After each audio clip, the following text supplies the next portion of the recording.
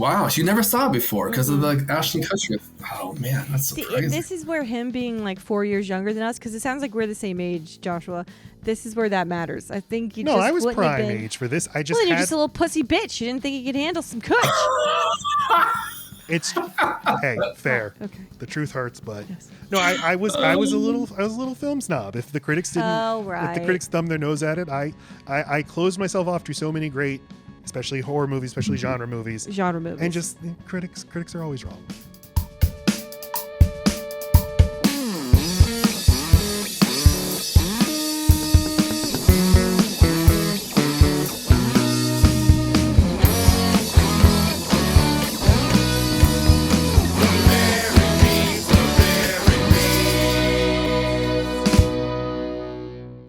Hello, this is Load Bearing Beams. I'm Matt Stokes. And I'm Laci Roth, and I'm super excited because today we have our very first film talk guest, and that is Cinematic Joshua. Yay. Hi, Hello, Josh. everyone. Hello. Hello, Hi. thank you so much. Thank you so much for having me. I'm beyond thrilled to be here. We're thrilled to have you. Okay, we're going to get to you and hear all about you and your channel Yes. and the movie that you brought to us today. But But first, first, some housekeeping. yes, housekeeping is that next week we're talking about the movie The Never Ending Story with another guest. From Another that guest TikTok from Nation. TikTok. Drooby Dooby movie. Yeah, so He's a Never friend, Ending but Story. sometimes it's hard to keep track of the names on these. Right, because there's the real names, and then and it does seem like it should have an S, but I remember catching myself like, no, it's just movie. He just watches a Drooby Dooby movie. That's it. Anyway, That makes sense. I watched this movie a couple months ago. I had never seen it, The Never Ending Story. not yeah. knowing that we would do it on the podcast, and I liked it. You'd like. So oh, I'm shit, there's a lot to spoiler. talk about in it. Yeah, it's pretty wild. I only watched it for the first time. I feel like I might have saw it when I was a kid, but I don't remember Yeah. much about it. And I saw it when I was an adult, like a year or two ago, and it was cool. And I watched the sequel too, and I haven't seen the third one yet, but they're fun. Definitely seen They're it. imaginative. Yeah, creative. I watched it. I was just like feeling very down about the state of movies today and all the CGI hellscape we live in. And so I watched that and I was like, to go back here. Just puppets and big Puppets stuffed and animals that fly child around. danger. My favorite. Okay, All yes. right. So that's next week. That is next week. The Never Ending Story. So Look what Cinematic we- Joshua. Look, I made you with or without glasses. Oh, What do you oh, prefer? I like that. I'm gonna. Oh. Yeah, I do both. You do. both I know. I do. sometimes. Look. Same. Yeah, she can take Same. them off. I can. That looks great. Oh, I Yay. can't. This is so good. Well, So tell cool. us about your TikTok channel and what you do. Yes, please. Oh, sure. Yeah. I've been on TikTok for over a year now, but I'm a lifelong movie lover and critic. I've been on YouTube before. I still am on YouTube as well. I need to get back to that. That's at Rated Awesome Show. And I plan on uploading more of the TikToks and maybe some original content as well. But I'm trying to focus on really providing good content on TikTok for all the up-to-date movie releases and movie reviews and TV shows as well. I also do music. Oh wow. I provide a rock fix, which I'm huge into concerts, rock, metal, punk, all kinds of music. So I go to a lot of concerts and festivals, and I will actually review the whole, the performance of each band and have video of the bands as well. So I've done a lot of that. I have more of that to come as well in November because it's finally you'll have some time to relax for a minute without all the horror stuff. Maybe Right. I don't know. I'm always backed up on videos. So. Yeah. So what I like is that you review like big releases and then just movies that barely exist at all. Right. You reviewed this movie On Fire, and I was looking at this cast and I was like, oh, wow, I might have to watch this. Lance Henriksen is in like a straight to Redbox movie. Yeah. How do you decide It's what you're cool. going to cover? Good question. So I always try to get the big releases. Of course, people are talking. I like to. I make my own watch list as well, and I try to put that on TikTok as well and YouTube for my top 10 most anticipated ones of the month or the seasons or whatever it will have be. And I will watch any kind of movie that's I'm interested in. I have genres I'm not super favorable to, but I'm pretty much favorable to most genres.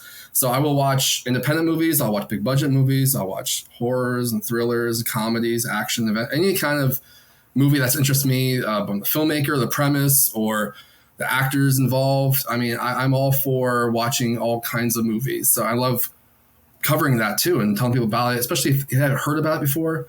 And I try to bring something a little different to my reviews, and I guess the majority of people are just talking heads. I can't stand that. So even if it's a regular review, I don't do something story based or character based. I will still have lots of pictures and screenshots and promotional material, stills, so you can kind of encapsulate what I'm talking about while I'm reviewing it. And then also try to do some fun ones with more concept based ones. I have a lot. I'm going to do the whole Saw franchise pretty soon. I've been working on that. And I'm trying to involve more characters. The On Fire one is more my ambitious one I've had in a while, where I did multiple characters and I did some lighting effects and sound effects and things like that. Try to make it. I try to heighten the experience of a review if I can. Right. Well, and make it about what it is that you bring to the table too. I mean, it's unique. I don't see anyone else. There are so many movie reviewers, and that is definitely. And no one else has blooper reels, or at least no one that I've discovered yet. Shirtless blooper reels of him flying out of the jumping many times from the side with vampire teeth, trying to get just the right. My kid enjoyed that. The Last Voyage of the Demeter, which was the vampire movie, which was okay. It was kind of disappointing, but I dressed up like a vampire in that one without a shirt because Dracula doesn't have a shirt usually. Usually. And, it's myself reviewing the movie, but then also have my vampire character just creeping up in the back. Right. Or disappearing and scaring me or whatever, So it's something different like that. I love that. We some bits creep into our podcast. I like sort of having a fictional parallel storyline going on when we have the energy to do it. You're experimental, and I usually go, are we doing that again? Fuck, I don't want to pretend we're a thing, Matt. Jesus. Anyway. Can we just focus on that? Yeah.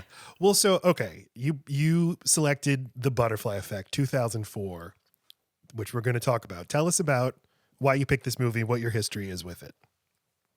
Yeah, so I saw this movie when I was, 2004, I would have been in college and probably like, was that like a junior in college or something like that? And I probably saw it because it was a thriller, and I love time travel movies. Anything involving time travel, I will always be there for. I probably saw the trailer or the premise, and I was like, I gotta see that. So I saw it in theaters, loved it immediately. I might have saw it again in theaters, I'm not sure, or I might have just got it on Blu-ray and watched it a couple more times, and then watched the commentary, watched the behind the scenes. Always love behind the scenes featurettes and commentary of the directors and the writers, and it just means a lot to me. It's a big journey. I watched it again last night for the first time in like 10 years or something like that, and it just means so much to me because it's just so well done. It's one of the very few perfect movies that I would say. I don't call movies perfect hardly ever. It's a 6 out of my 5 or 6 star rating. It's a 6 for me, which is very hard to get to. I love it. I'm the same way. I'll watch anything with time travel, which is, I'd kind of been saving this movie. I did not watch it at the time. I was a snob when I was in 2004. And you were a fetus. Let's admit that right now. You would have been, what, 4 years old? No, I should have strangled myself with an umbilical cord. But no, 2004, I was 16, 17 years old. And... if Roger Ebert didn't like something, I was like, well, I don't like it either. And I think the Ashton Kutcher of it all probably made me think I don't need to watch this. Which isn't fair. Yeah. It is not fair. It's true. But over the years, I've it's a departure for you, for sure. Yeah. I've like kind of knowing what this movie is about and loving time travel, and loving thinking about the implications of time travel, kind of wanted to see it, and then I was very glad when you picked it. But Laci, you'd seen it before, right? I saw it in theaters, and I would have also been, if I'd stayed in college, Butterfly Effect, am I right? But I would have been 2 years out of high school, so yeah. I really like. I was not that 70s show person, but I was an Ashton Kutcher person. You are? I mean, what do you mean? Not like a big. He wasn't in a ton of things, but like I don't know when Just Married came out or Happens in Vegas or something. He's a rom-com person. So anytime someone kind of switched to another genre, I'm always interested. I want to just see what that's like. I remember liking it. I like anything about the touches on sex abuse. I mean, I don't like any. It's always something that's going to pull me in. The effects of one very flawed individual and how they think they can put their depravity somewhere and it not have horrible ripple effects through time. Well, what about the butterfly, man? That's what I'm saying. Okay. She's just like a butterfly, folks. Come on, you gotta appreciate that. Thank you, Joshua. Just trying to say. All right, but where did this butterfly start? From what cocoon did this butterfly emerge? I will tell you. Thank you.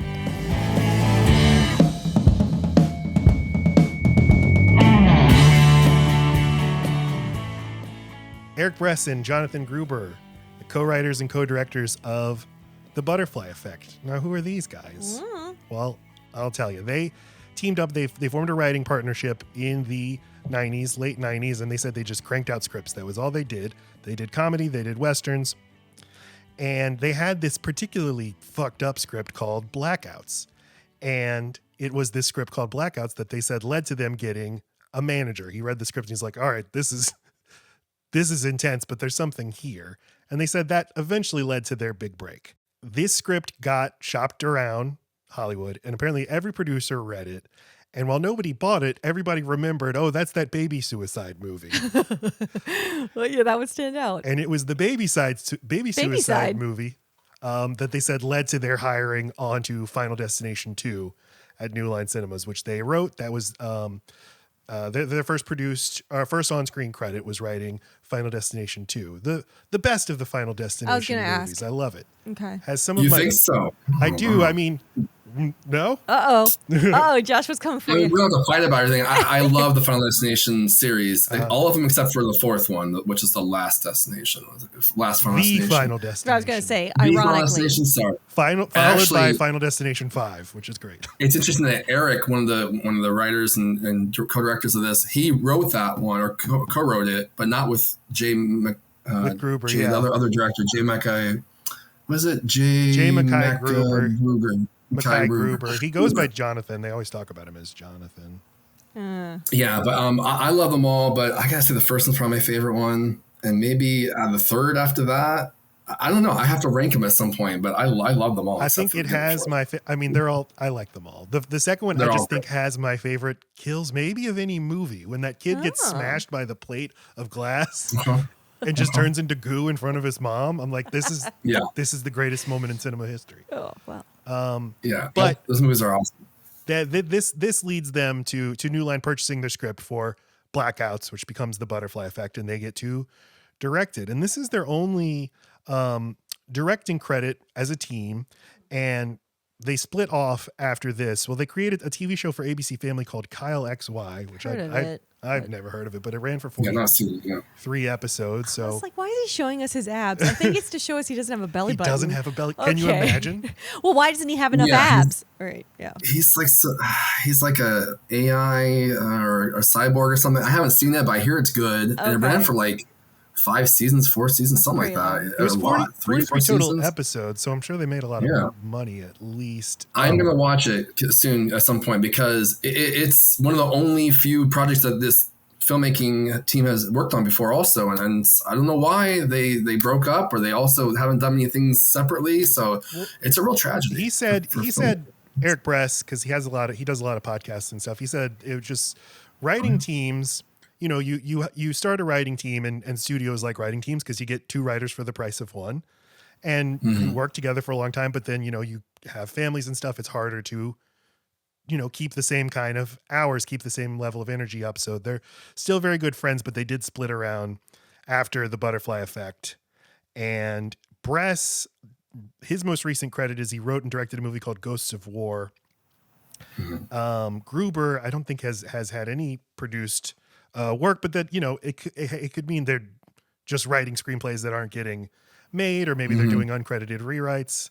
I can see how it could force bad work, but just watching your process. Matt's a writer; he's written a couple of novels, and just the pressure you put on yourself, and then how you'll just completely lose the will to do it. So imagine being a writer who has to show up for the other writer. That sounds like a fucking nightmare. No, it does. I know. When there's just 2 of you, if there were at least like 4, then maybe someone could have like a bad week or something, or a baby. Get together and write scripts every day. That sounds like a nightmare. That sounds horrible. That's why you need a writing room. Yes. So we can all get maternity leave. So, and they have a very good director's commentary on the Blu-ray. that really I really learned a lot from. And I like in Bress's, many interviews, talks about basically the business, how difficult it is, how much frustration there is, how you have to, kind of temper your maybe artistic instincts for what can really be produced and what can really be commercial. Hence the walking past each other in New York moment at the end of No, I'm just kidding. Not talking about the end. We haven't even started the beginning. Oh, wait. Spoiler alert. Spoiled. So we spoiled the podcast. Who is the leading man of this movie? Let's talk about Ashton Kutcher. Chin and cheeks for days. Look at that face. Okay. Okay. Well, he was 26 years old at the time of this movie. Born 1978. He's from Cedar Rapids, Iowa. He always talks about Iowa in his interviews. He has a twin brother who has cerebral palsy. Which I didn't know about him. No. He was a model prior to his acting career. Very quickly got hired onto That 70s Show in 1998. Film debut in 1999, coming soon. You know what? He kind of like a John Travolta, like hired for his pretty boy look and hired to play a doofus. And I could see him wanting to like prove he's more than.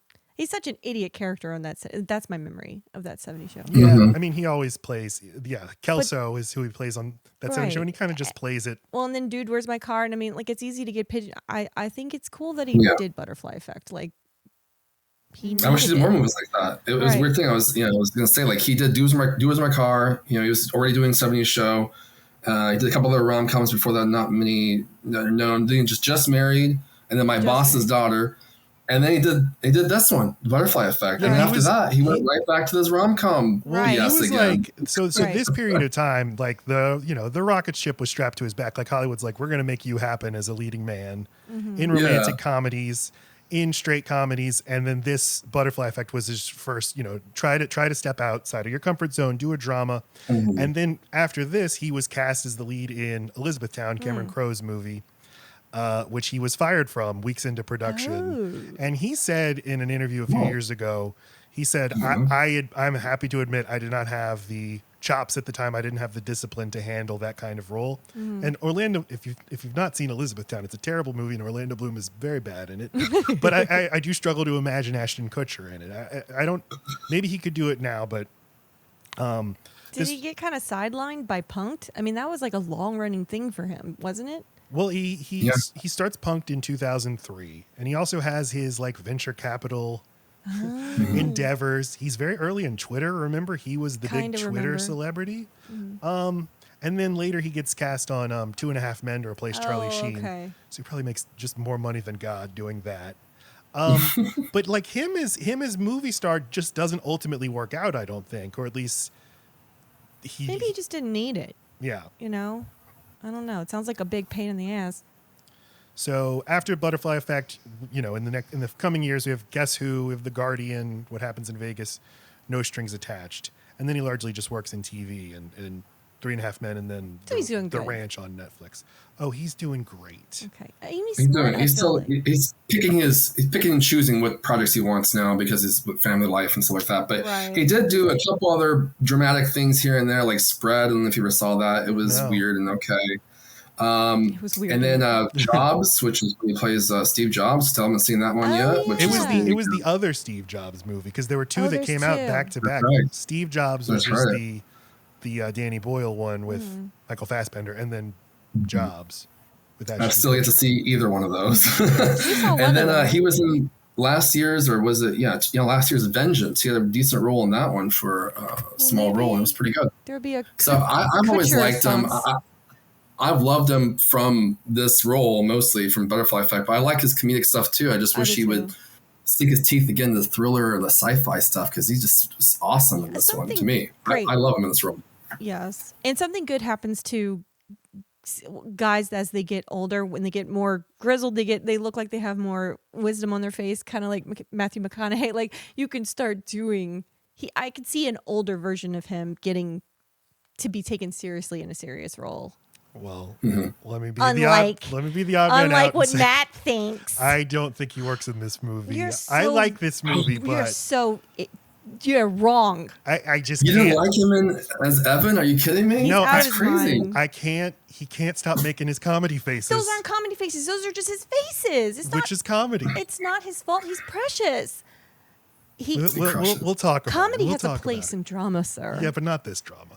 I'm a slap. He's playing so many different personalities in this. He's playing 4 or 5 different kinds of roles in this one movie. Yeah, and I watched it twice this week. The first time I was not into his performance at all. The second time I was like, okay, he's doing good stuff. Well, and not only is he dropping into a reality where he kind of knows the players but has no idea exactly what he's even supposed to act like, but as it goes, as more and more he ends up becoming all of it.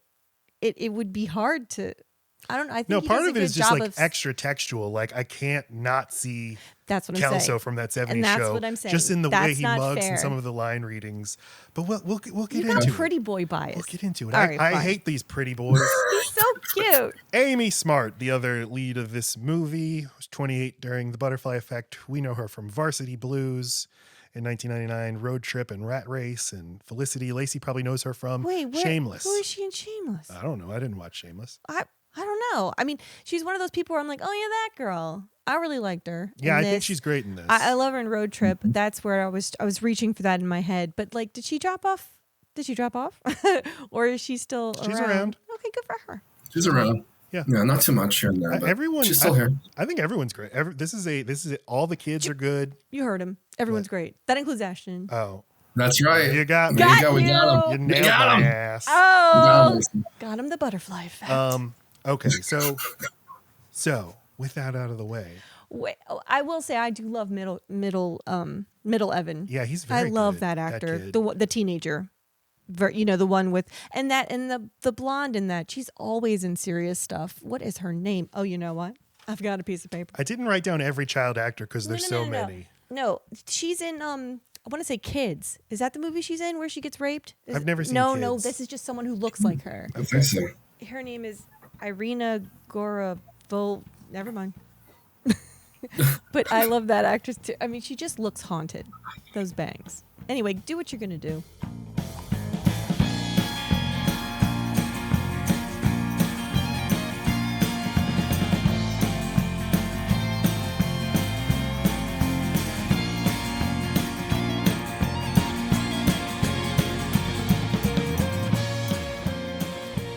The movie opens with Professor Chaos Theory tells us that it has been said that something as small as the flutter of a butterfly's wing can ultimately cause a typhoon halfway around the world. Now, there's lots of think pieces online about this movie and like the butterfly effect explained, but then a lot that will say like 17 things wrong with the butterfly effect. That's annoying. And I don't care about that kind of stuff. I don't care about plot holes. I don't care about like the logic not adding up. And I don't even care about the fact that that people don't understand what they mean by the butterfly effect, which I only just learned. The butterfly effect applies to very complex systems where very small events like the flapping of a butterfly's wings will have ramifications that you literally can't trace back. Whereas in this movie, you can trace back the causes of things.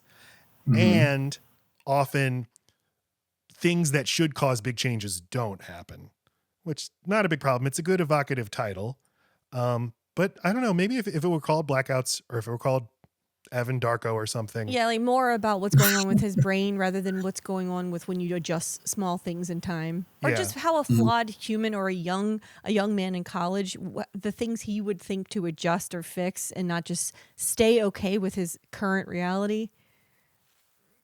How that's not a good power to have at that age or maybe ever. It's all about how things affect your life, all the different kind of choices you make and the different paths you go down and different people you meet, and it's all about what could happen and how far you could change your life. It's beautiful.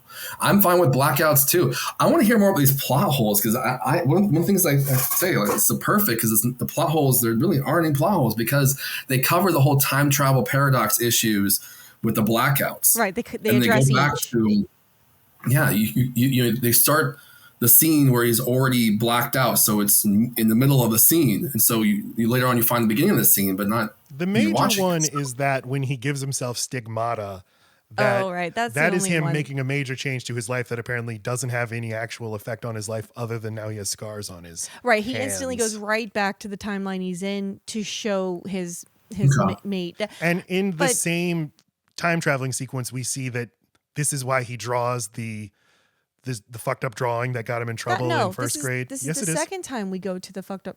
Oh, is it? No. This is the origin because he's doing this from prison. So he draws a prison. He draws himself killing Sumerian Brotherhood stabbing men in the penis. So it's like we see the origin of that, but then he goes and does something totally different, but it doesn't change his. And if this is the butterfly effect, then something like that should have massive reverberations. That would fuck up everyone in that classroom. Right. But what Matt is saying is that this is what people are saying online, but these things don't actually bother us or you. But you don't really know it didn't affect the people in the classrooms. All we see is that, his life still led him to prisons. I mean, that's all you really know. You don't know that, now he has no friends in his classroom because he did that, or he freaked out people, or maybe they thought it was cool after a while and he was a man on campus. Who knows? A man on campus in kindergarten. What Matt said because as soon as it happened, I was like, oh, what the fuck? Why is he in the same timeline?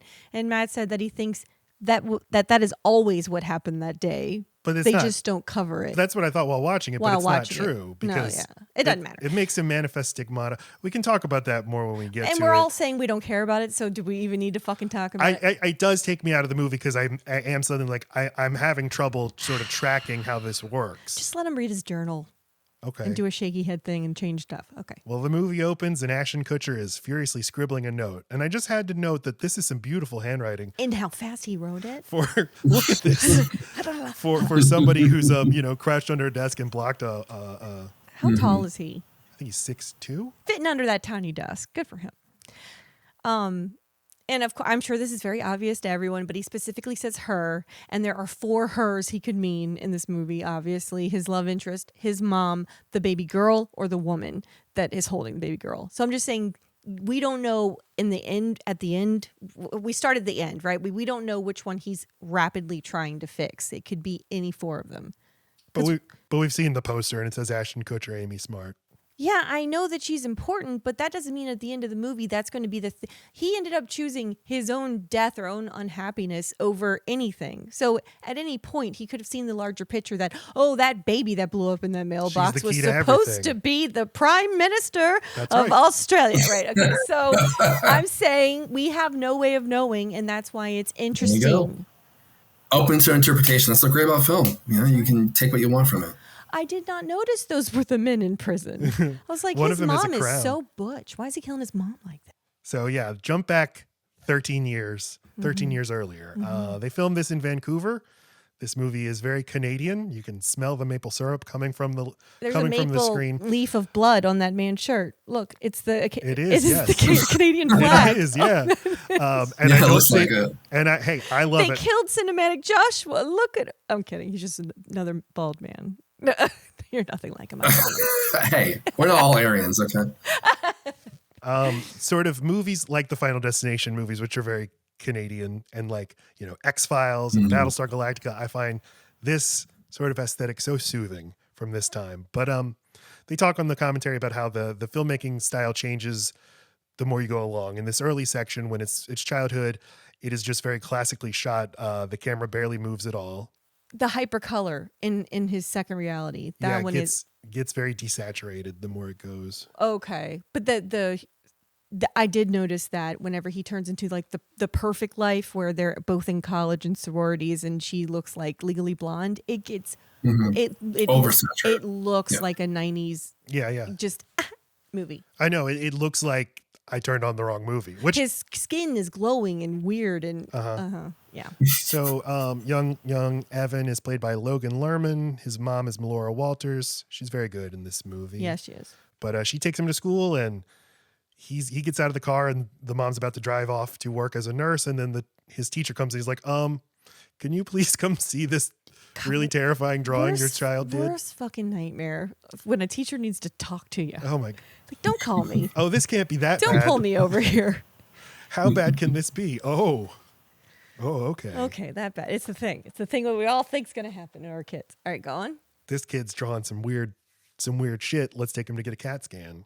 And at night at an institute where his dad is. There's surely other institutes. No, right? I think there's only one medical facility in all of. And we just watched Halloween, so I was like, oh God, he's going to be in there for the rest of his life.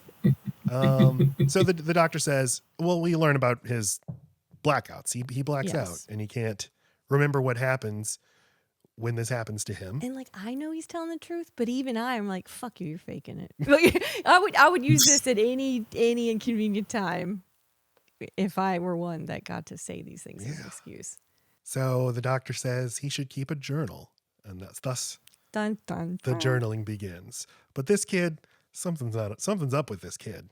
This, I think, is a very effective little jump scare, if you call it that, but just the very creepy boy with big knife out of nowhere in the kitchen. And so is this the first time we see him black out? I'm sorry. Is it? Yes, it's the first time we see him not remember something, right? Except for saying he doesn't remember the drawing. That he's told, the drawing. Right. But we see him actually do it. And of course, this freaks out the mom. And this makes me think of Sixth Sense.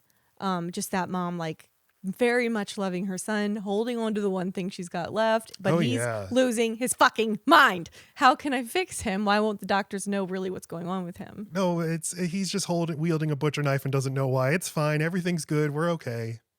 We're gonna be okay. Right. Yeah. Ugh. Okay.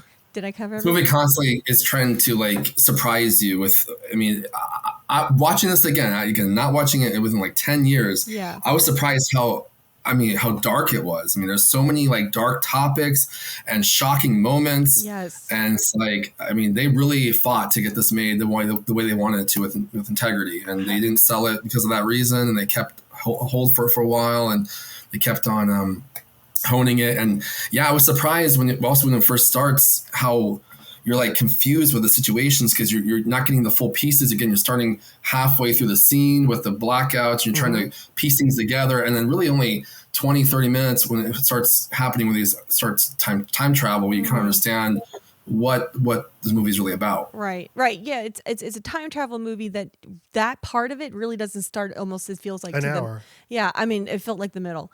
And I always thought of that. This is a sci-fi movie. This is a time travel movie, but it's a horror movie. It's a horror movie. And this section especially, like, he literally looks like a young Michael Myers. Yes. Yeah. And it's kind of scary. Like the little mask just came off his little clown face. Yeah.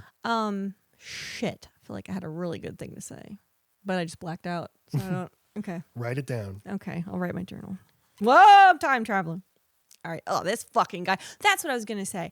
When did Mystic River, am I making up that? 03. Okay. And so like child sex abuse stuff had been. Are you thinking of Stir of Echoes again? Yes, I am. Okay. I confuse those two all the time, but I mean, this movie really like goes for the darkest kind. I mean, they made a move. I don't know. It felt like the right topic. It felt like something that would fuck up 3 children. Yes, but it was just, I don't know. There was something so much more like, oh, they went there. They did go Full there. on kiddie porn. Jesus Christ. Yeah. Ugh. Maybe that's why people don't even, this is still kind of an underrated, unknown, underground kind of movie. Like, it didn't do very well at box office, barely, didn't make $100 million worldwide. So like, people don't really know about it. Maybe like you were saying, Matt, you were kind of held off because of Ashton Kutcher, so they don't want to believe in it or take the time to really invest themselves in it. But you have to watch this movie if you've never seen it before. You got to. There's so many things you don't see in the movies these days or other movies. And the writers, when the featurettes are saying, like, we tried so hard to come up with things that you haven't seen before. Like we writing and we're throwing back ideas. And if somebody said, oh, this kind of thing we've seen before, we try to change it up to make something totally, new. Right. So I love that. They definitely go the extra mile with the things that the brother decides he needs to do, and it just really, I don't know if I can. My kid, who we watched it with, our 13-year-old, just kept saying how real it all felt. Like when you're with a what is that term? Abused people abuse people. Hurt people. Hurt people. And I mean, she was just like, we need to get away from this boy. He is going to kill somebody, and you just keep ending up with him, and you keep feeling for the sister. Like, how is she?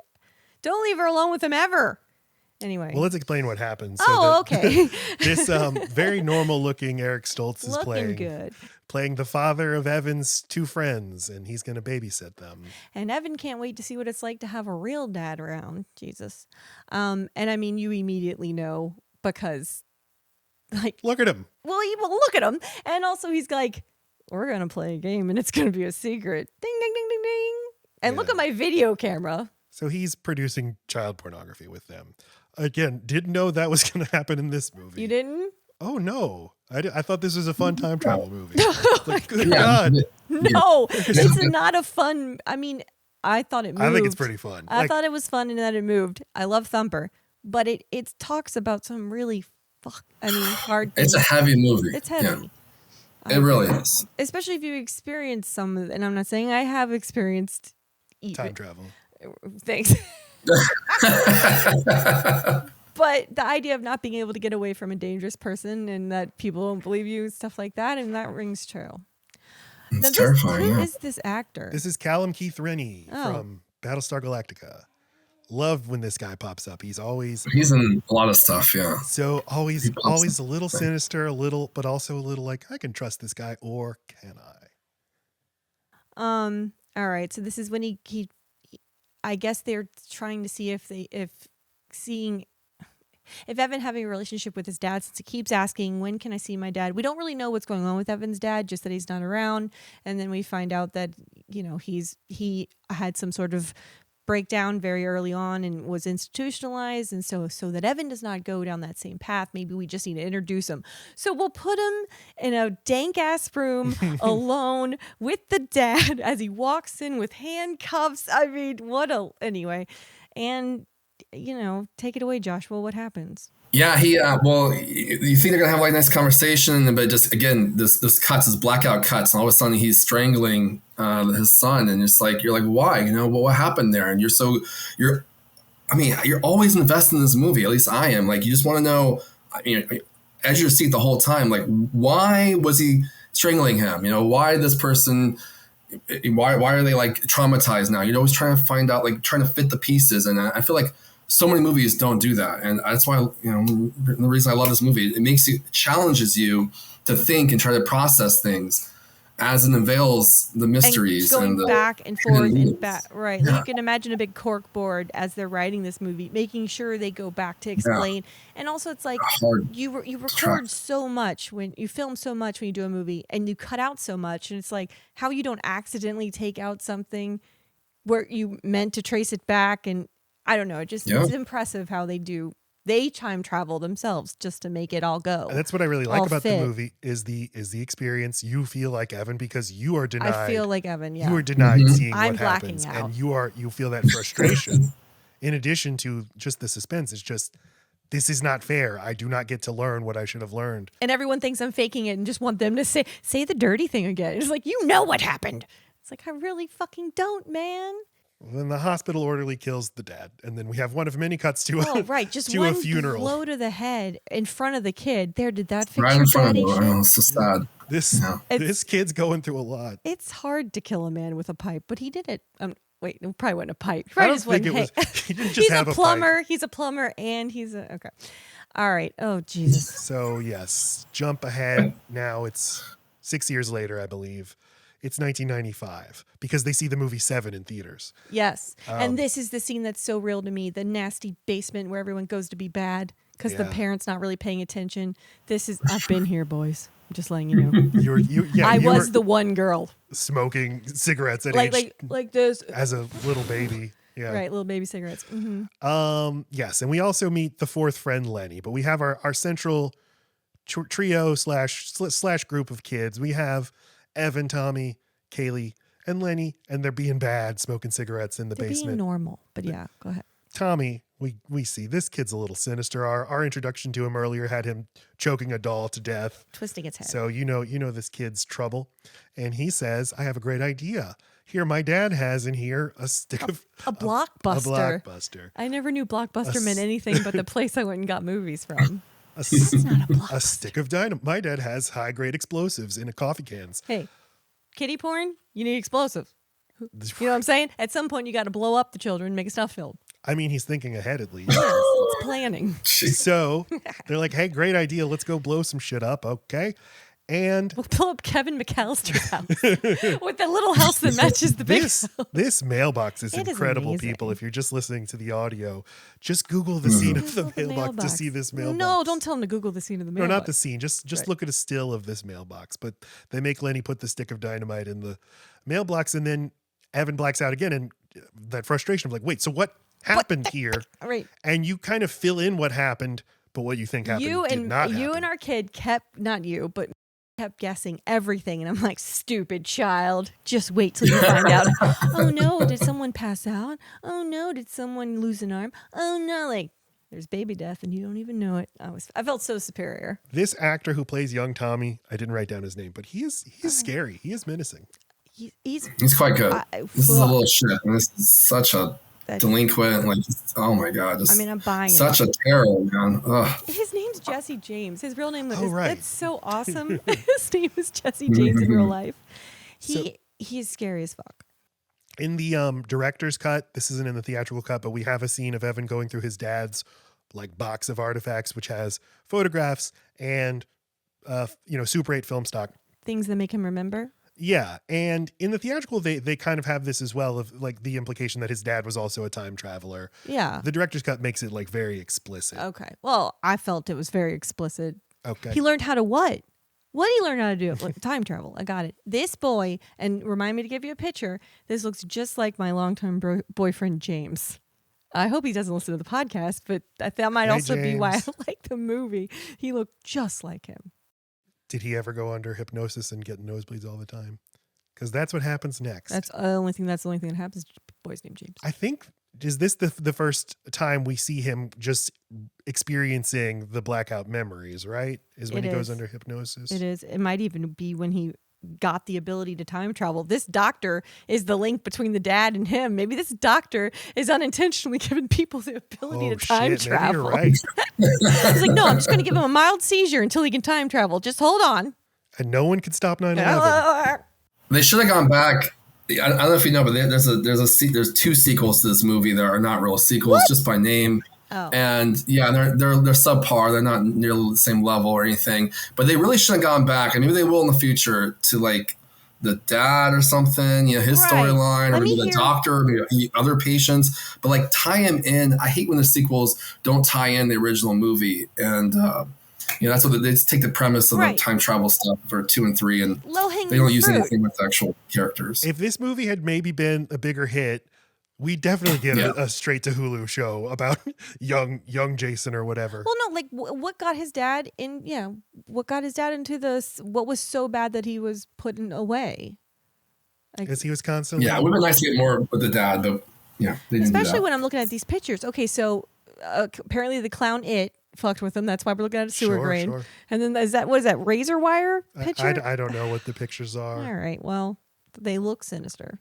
Well, then the kids go see Seven. And which was not a good idea. idea. Tommy just has his feet up and he's like, look at that fat fuck up on screen. Oh, God, he says the F word. I mean, the other F word. Yeah, there's some language. And the R word. Yeah. Not cool, Tommy. I'm starting to think you're a delinquent.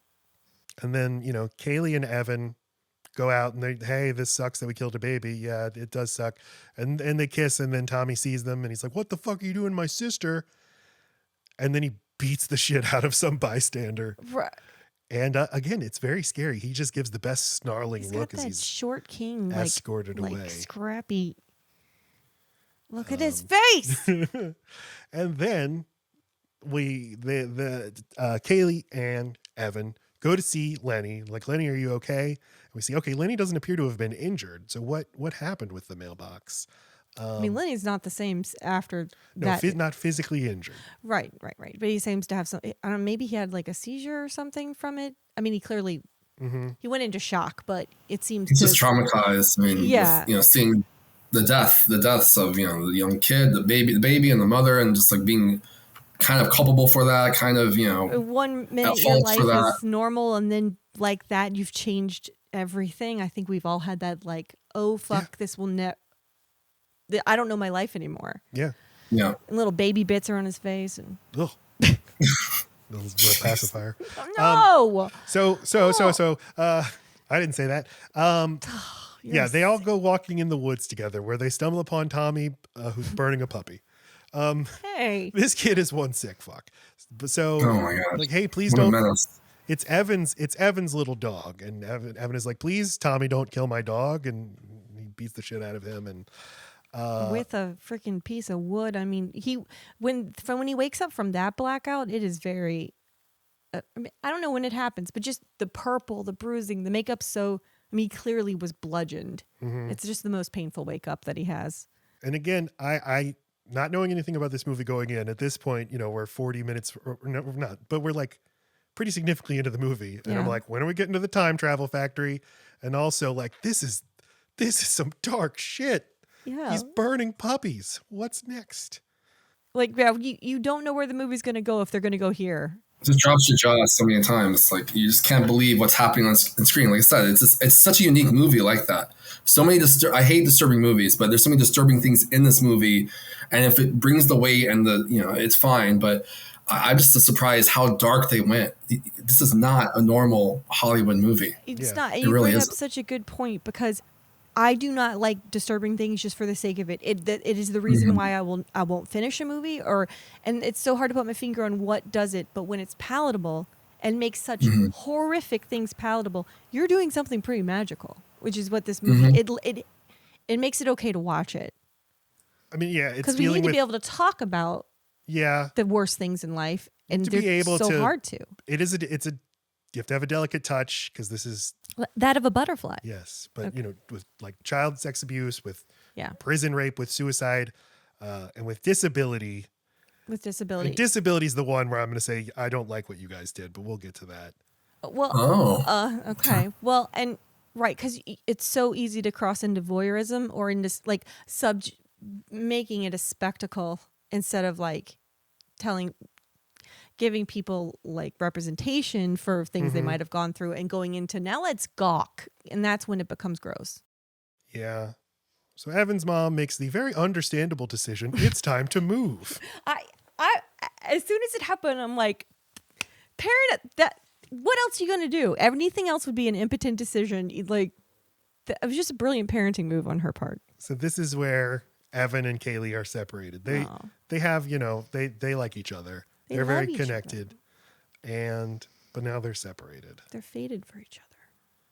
And then Ashton Kutcher's in this movie. Then he becomes sex kitten. Look at him. Sorry. So it turns out Evan's a genius, and we don't really know that about him until he's grown up, Evan.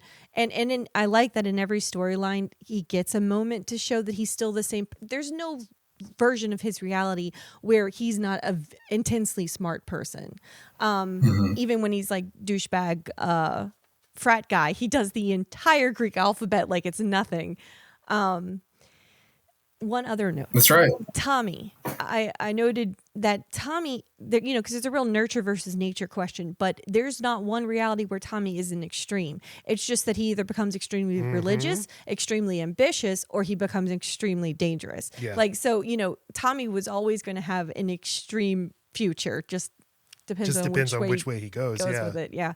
All right. So Evan's a great student. Like he's like our kid, where the teachers like bend over backwards to like make sure our kid has time to do. He's just such an exceptional person, and he's an honest person about his work, and he's really going somewhere. And this kid's got a future, and he really wants to study the brain and figure out what's going on with him and why he can't remember such huge chunks of his life, and maybe hopefully figure out what's up with his dad. I would assume that that's his drive for this. And then we meet Thumper, my favorite character, and I just love the idea that someone can be an outcast in his actual reality and still a sex god, because there is a market for any type. Well, that doesn't sound right, but anyone. No, but he's charming, and he's funny, and I love that they're such good friends. And But Thumper is like a Mad Max character. what does that mean? Like he could live with a Morton Joe. What does that mean? Just in the way he Don't say dresses things and, I don't know. and just the way, he gets like sex workers to come and he Those aren't sex like workers. His masturbates in front of his friend. Oh. They share a room. What are you gonna do? But Yeah, no, those I'm aren't. wondering where you got some of that info from. So, what do you think? Why do you think it's a sex worker? I mean, because Right. she was in bondage. I thought it was just college girls. You seeing know what happens what? to meet Exactly. girls and You're stuff. right. I did make that assumption. Thumper Asshole. Yeah, no, you're That's right. the last time I wear any bondage at all for you. You're going to give me money. Thumper is played by Ethan Suplee. Let me just say, he's in our previous episodes, Blow and American History X. Yes, American History X. That's when he looked. That's the vibe. But I love him in this. And then He's here's great. Smiley Teeth Lady. All right, so I mean, Ashton can't help it. He's a stone cold fox, and so he attracts all the normies and brings home a lady from the bar, and she's, read me some of your trauma. That would be fun. I would like to know about if anyone touched you on your penis, and read it slow, okay? And then he reads it, and then what? Yeah, it's weird foreplay, right? It's like, no, oh my God, your dad did that too. Keep going. I know he asks her to. He passes out. He does his first time travel on accident, correct? And then Casanova, you always pass out on your or Don Juan. She's brilliant. Anyway, I don't remember how she leaves, but they don't fuck. Is that what we're trying to talk about? Well, he has to get back to his goal. You know, he just leaves her. Okay. Yeah, he travels back to the puppy burning day, but. Get out! I want to watch this puppy. And he drops a cigarette onto his chest and burns himself. And then when he wakes up in the present, the cigarette burn is there. Yeah. So he sees like, I can make changes that. Oh my God! Still continue to this day. I thought he just had a scar. He didn't understand how he got it, and he finally remembered it. I didn't realize that was the moment where it's not that he remembered it. It's that he caused it to happen. It had not happened previously. That is a revelation to me. That makes so much more sense. I wonder if you ever see him without a shirt though before that. I don't know if you do. I don't know if it's that evidence that it was not always there. I don't know. Evident. Because could be both. I'm glad you picked that up. It makes the next thing he does make so much more sense. Because I'm like, at what point did he decide that he can interact in these memories and not just be there? He's just so, hey, fuck bag. He's just so confident when he talks to the dad. Like, how'd you know? Yeah, so that's why. Matt, you're smart.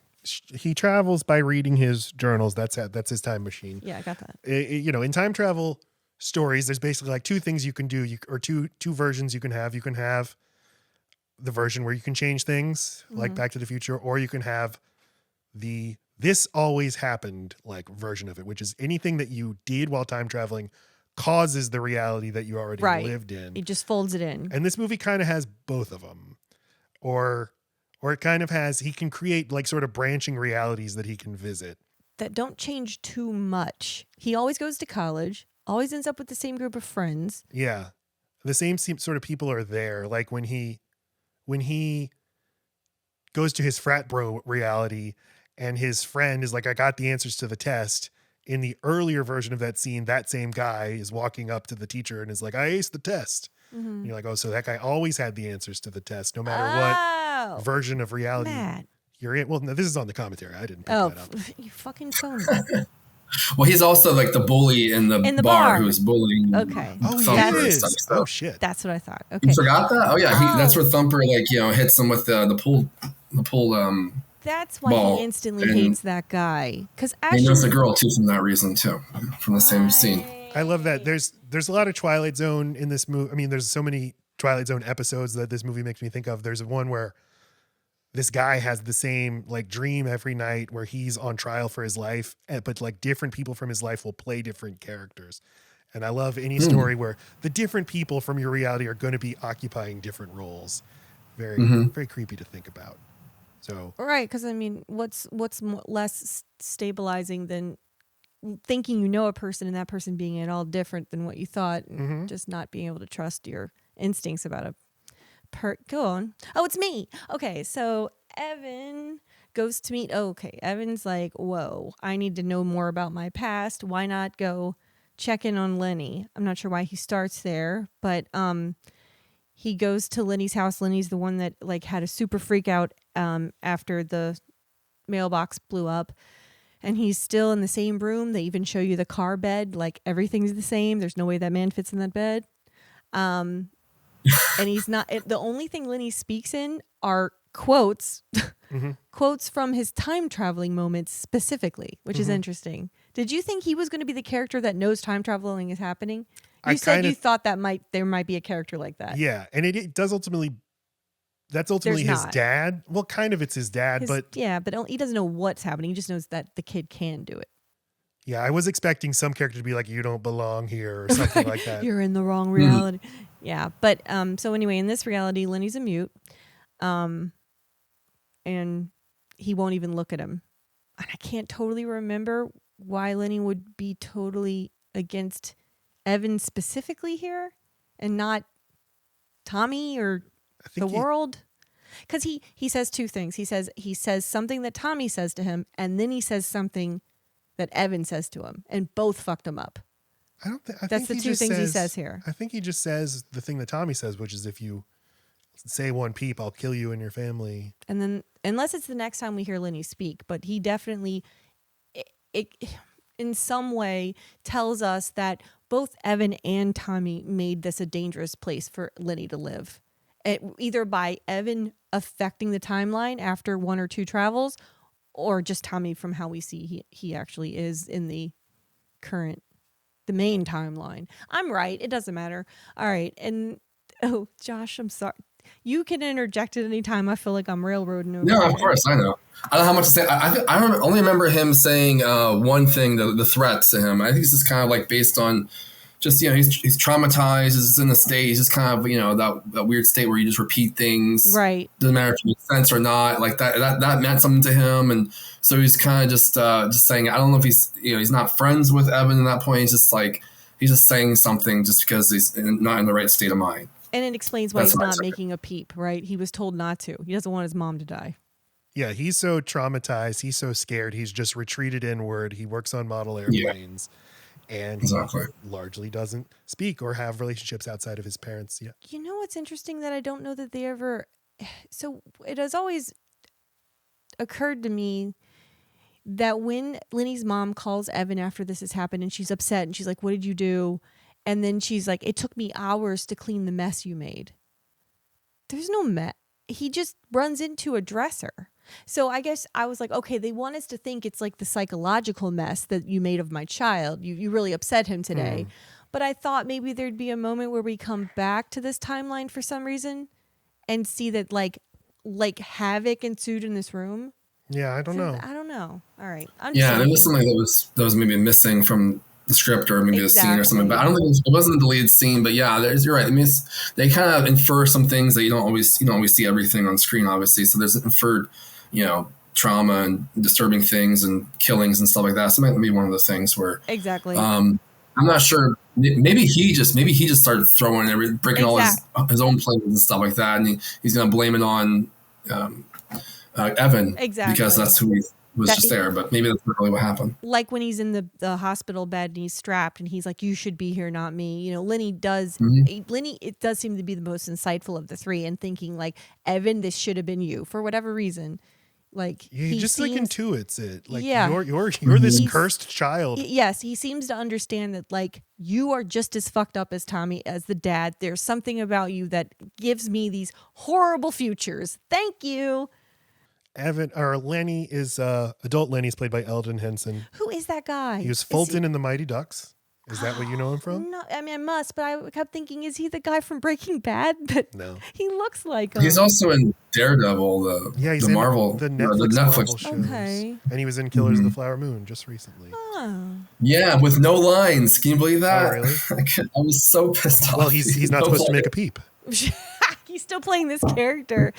He's still very into Philip Seymour Hoffman vibes. Does look like Philip Seymour Hoffman. Mm-hmm. A light ginger, I'm gonna put them all there. So it's like, okay, the mailbox incident, this is a key moment in our lives. I need to go back and fix this. So he goes back in time and tries to make it turn out differently. And this is where we find out that a baby and the baby's mom died because of this. Mm-hmm. And that this affected Lenny more than anybody else. Then Evan goes... Because Lenny puts the blockbuster in the mailbox. I'm sure he blames himself. So Evan meets with his mom. They go out to dinner, and then... Are they with a psychic? This is in the director's cut. Oh, I was like, what the fuck? But he's like having dinner with his mom, and he's like, Mom, did Dad ever like time travel or anything like that? Did he ever mention some sort of butterfly effect? And then they go to the psychic, and the psychic is like, you have no soul. You shouldn't be here. You have no life path, she says. I was like, Mom, were you going to get an abortion, but you didn't? Because you wanted a little piece of Dad because he was going to the sane asylum and he just got you pregnant, so you kept me, but I'm soulless? Maybe. That's what it Joshua, is. there's a... We find out that his mom had 2 or 3 prior stillbirths. Okay. Is this when we find this out? Yeah, I think that's part of. So there's a couple of extra scenes in the director's cut, only a few, like maybe 2 or 3 besides the ending. And so there's a subplot storyline. You get a little bit more into, the mother and the father's, backstory. Mm-hmm. And so, yeah, she had some stillbirths. They had maybe some other children that died in the womb. So maybe those other ones also were time travelers. Maybe they also went back in the womb and killed themselves. That's what they're kind of inferring about that. So anything spawned from that man, we can assume it's Jason, the curse of Jason, it was always going to be a hellspawn time traveler. No, he should never have left Crystal Lake. We see that the mom, after this very bad news of the psychic, starts smoking a cigarette. Are those psychic walkie-talkies that I'm looking at? They are. Okay, they talk to the spirits this way. That's how she talks to them. What are those? You just said. Come in, Merlin. All right. Okay, so this is the scene where because that does come out of nowhere.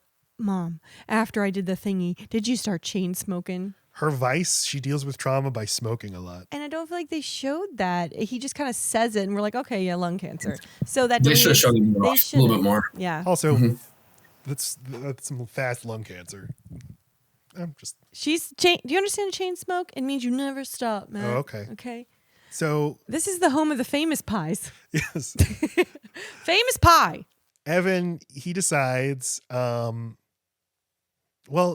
he's going through his journals, and I think Thumper is like, you got to stop. You got to leave the past alone. Let the past die. He's still on his normal. He's still in the regular timeline. Okay. Like so he can peek without ruining anything. Let's call this Butterfly Prime. He hasn't left Butterfly Prime yet. Okay. But his Thumper is like, you got to stop doing this, and Evan says like, don't act like you know me. I don't even know me, which I think is like one of the most interesting things about this movie is raising that question of like, what is a person? What distinguishes me from somebody else? Or even like if all of my memories were replaced with somebody else's, right? Who is the real me? By what definition am I me? Right. And if I've had amnesia and I only remember certain years of my life, am I even still that person? How could I be? I don't have the ingredients to even make the same choices. Fester Adams, I'm looking at you. Okay. He's constantly evolving, like his personalities, and he's constantly choosing different life paths now that he knows how to time travel through the journals. So he doesn't really know all that's what came before that if he's in a new reality. He doesn't know exactly what happened to the friendships he has or doesn't have. Who's alive? You'd be in a constant state of like, I don't know what's happening. I don't know who I am really. I don't know what to do. I'm just trying to figure out, try to adapt to whatever situation I'm in now, what reality I'm in. So unsettling when you realize, he can't get back to his first one.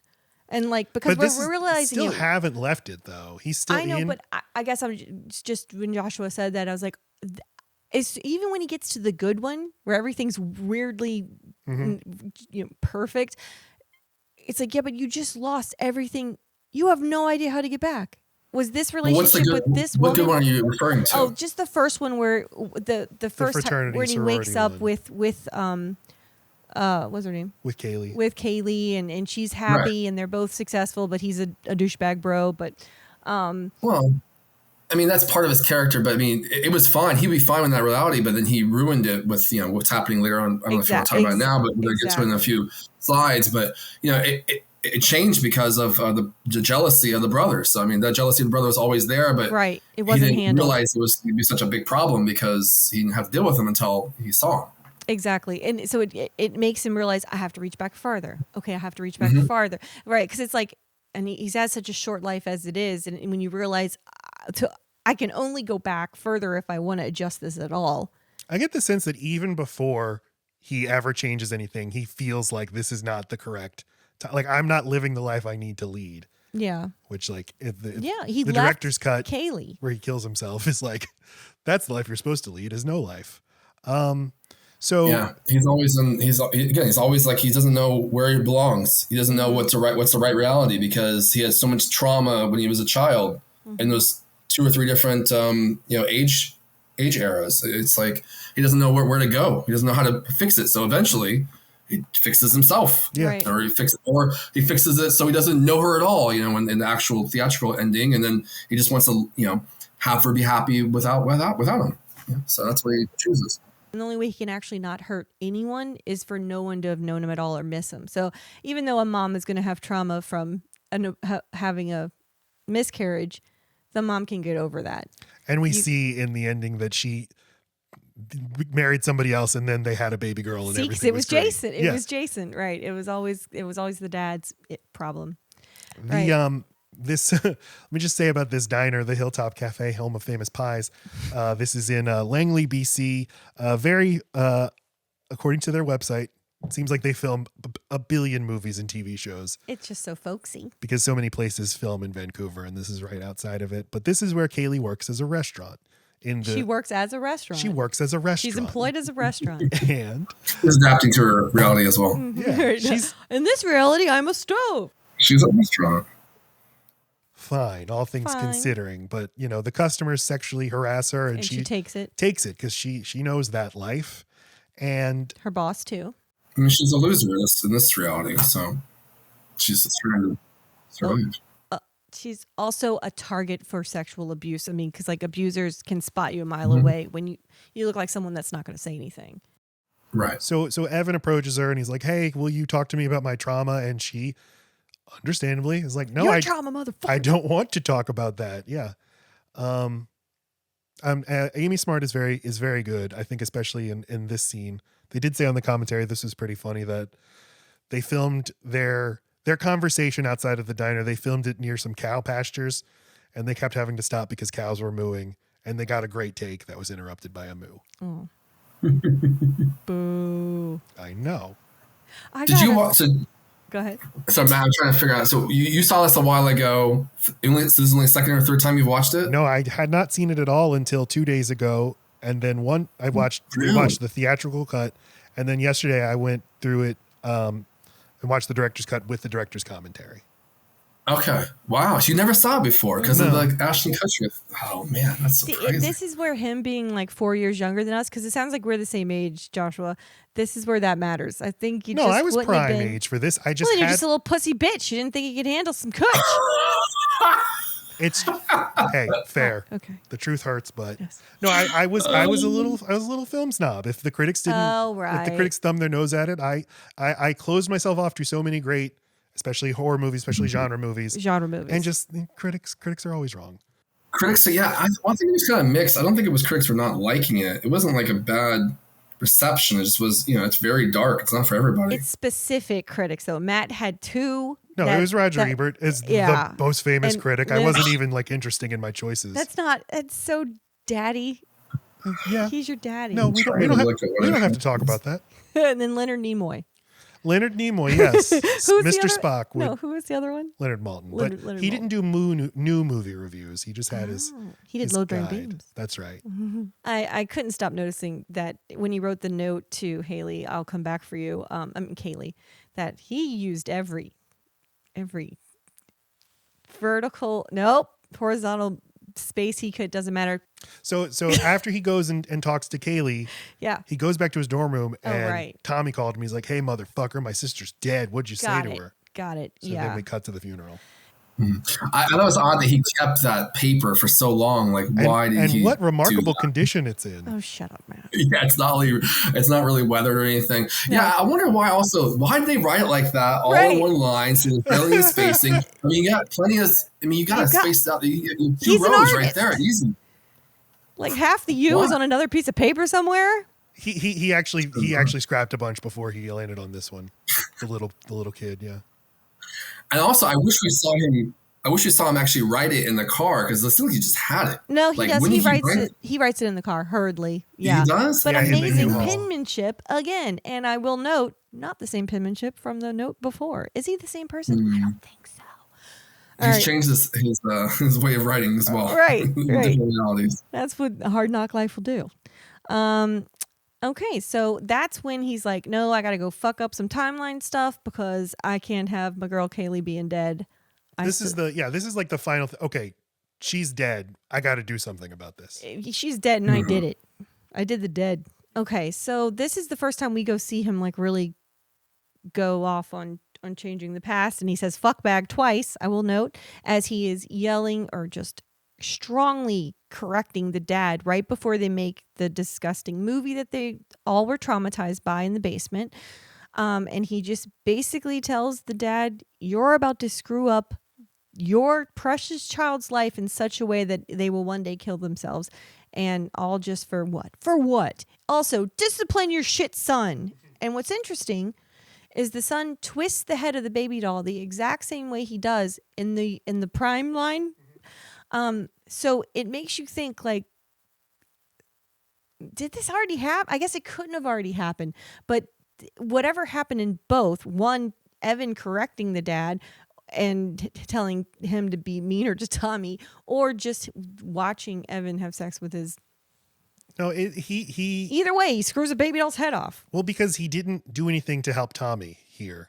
He needed to help both siblings, but he only helped Kaylee. And as we find out, it's just the same result happens with Tommy. There's like a big difference in what occurred, but Tommy's still screwing heads off of baby dolls. The past is stubborn, and it wants for the things that already happened to keep happening. So he wants to squeeze that baby doll's neck, but there's another iteration of the scene later. He does not choke the baby doll. He's like, "What did he say?" Oh, really? I would have appreciated that. Yeah. Well, I just love how Evan's always trying to fix things. He has like best intentions. He's doing the best he can do. I mean, it's not his fault that he said to discipline the kid. He didn't say to beat the hell out of him. He said discipline him, get him on the right, course of action.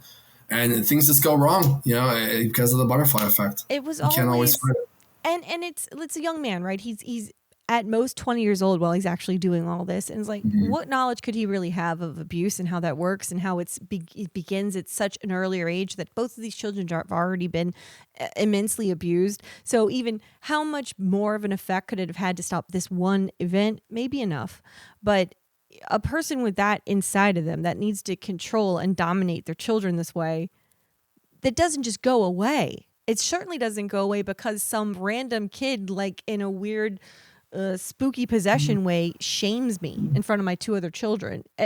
It's just like if you see someone in a parking lot being ugly to their child, it's more dangerous to tell them to stop because they'll take that out on the child when you're not there. Because they're working from a place of shame and hatred of themselves. Telling them they're a fuckbag twice doesn't make them go, I won't touch her again. I kind of thought she was cool. Now I think she's great. Totally sorry. But I hate that kid still, right? It's okay to hate that kid. Okay. Yeah, but it works here. I mean, he gets him to stop abusing her, but not abusing.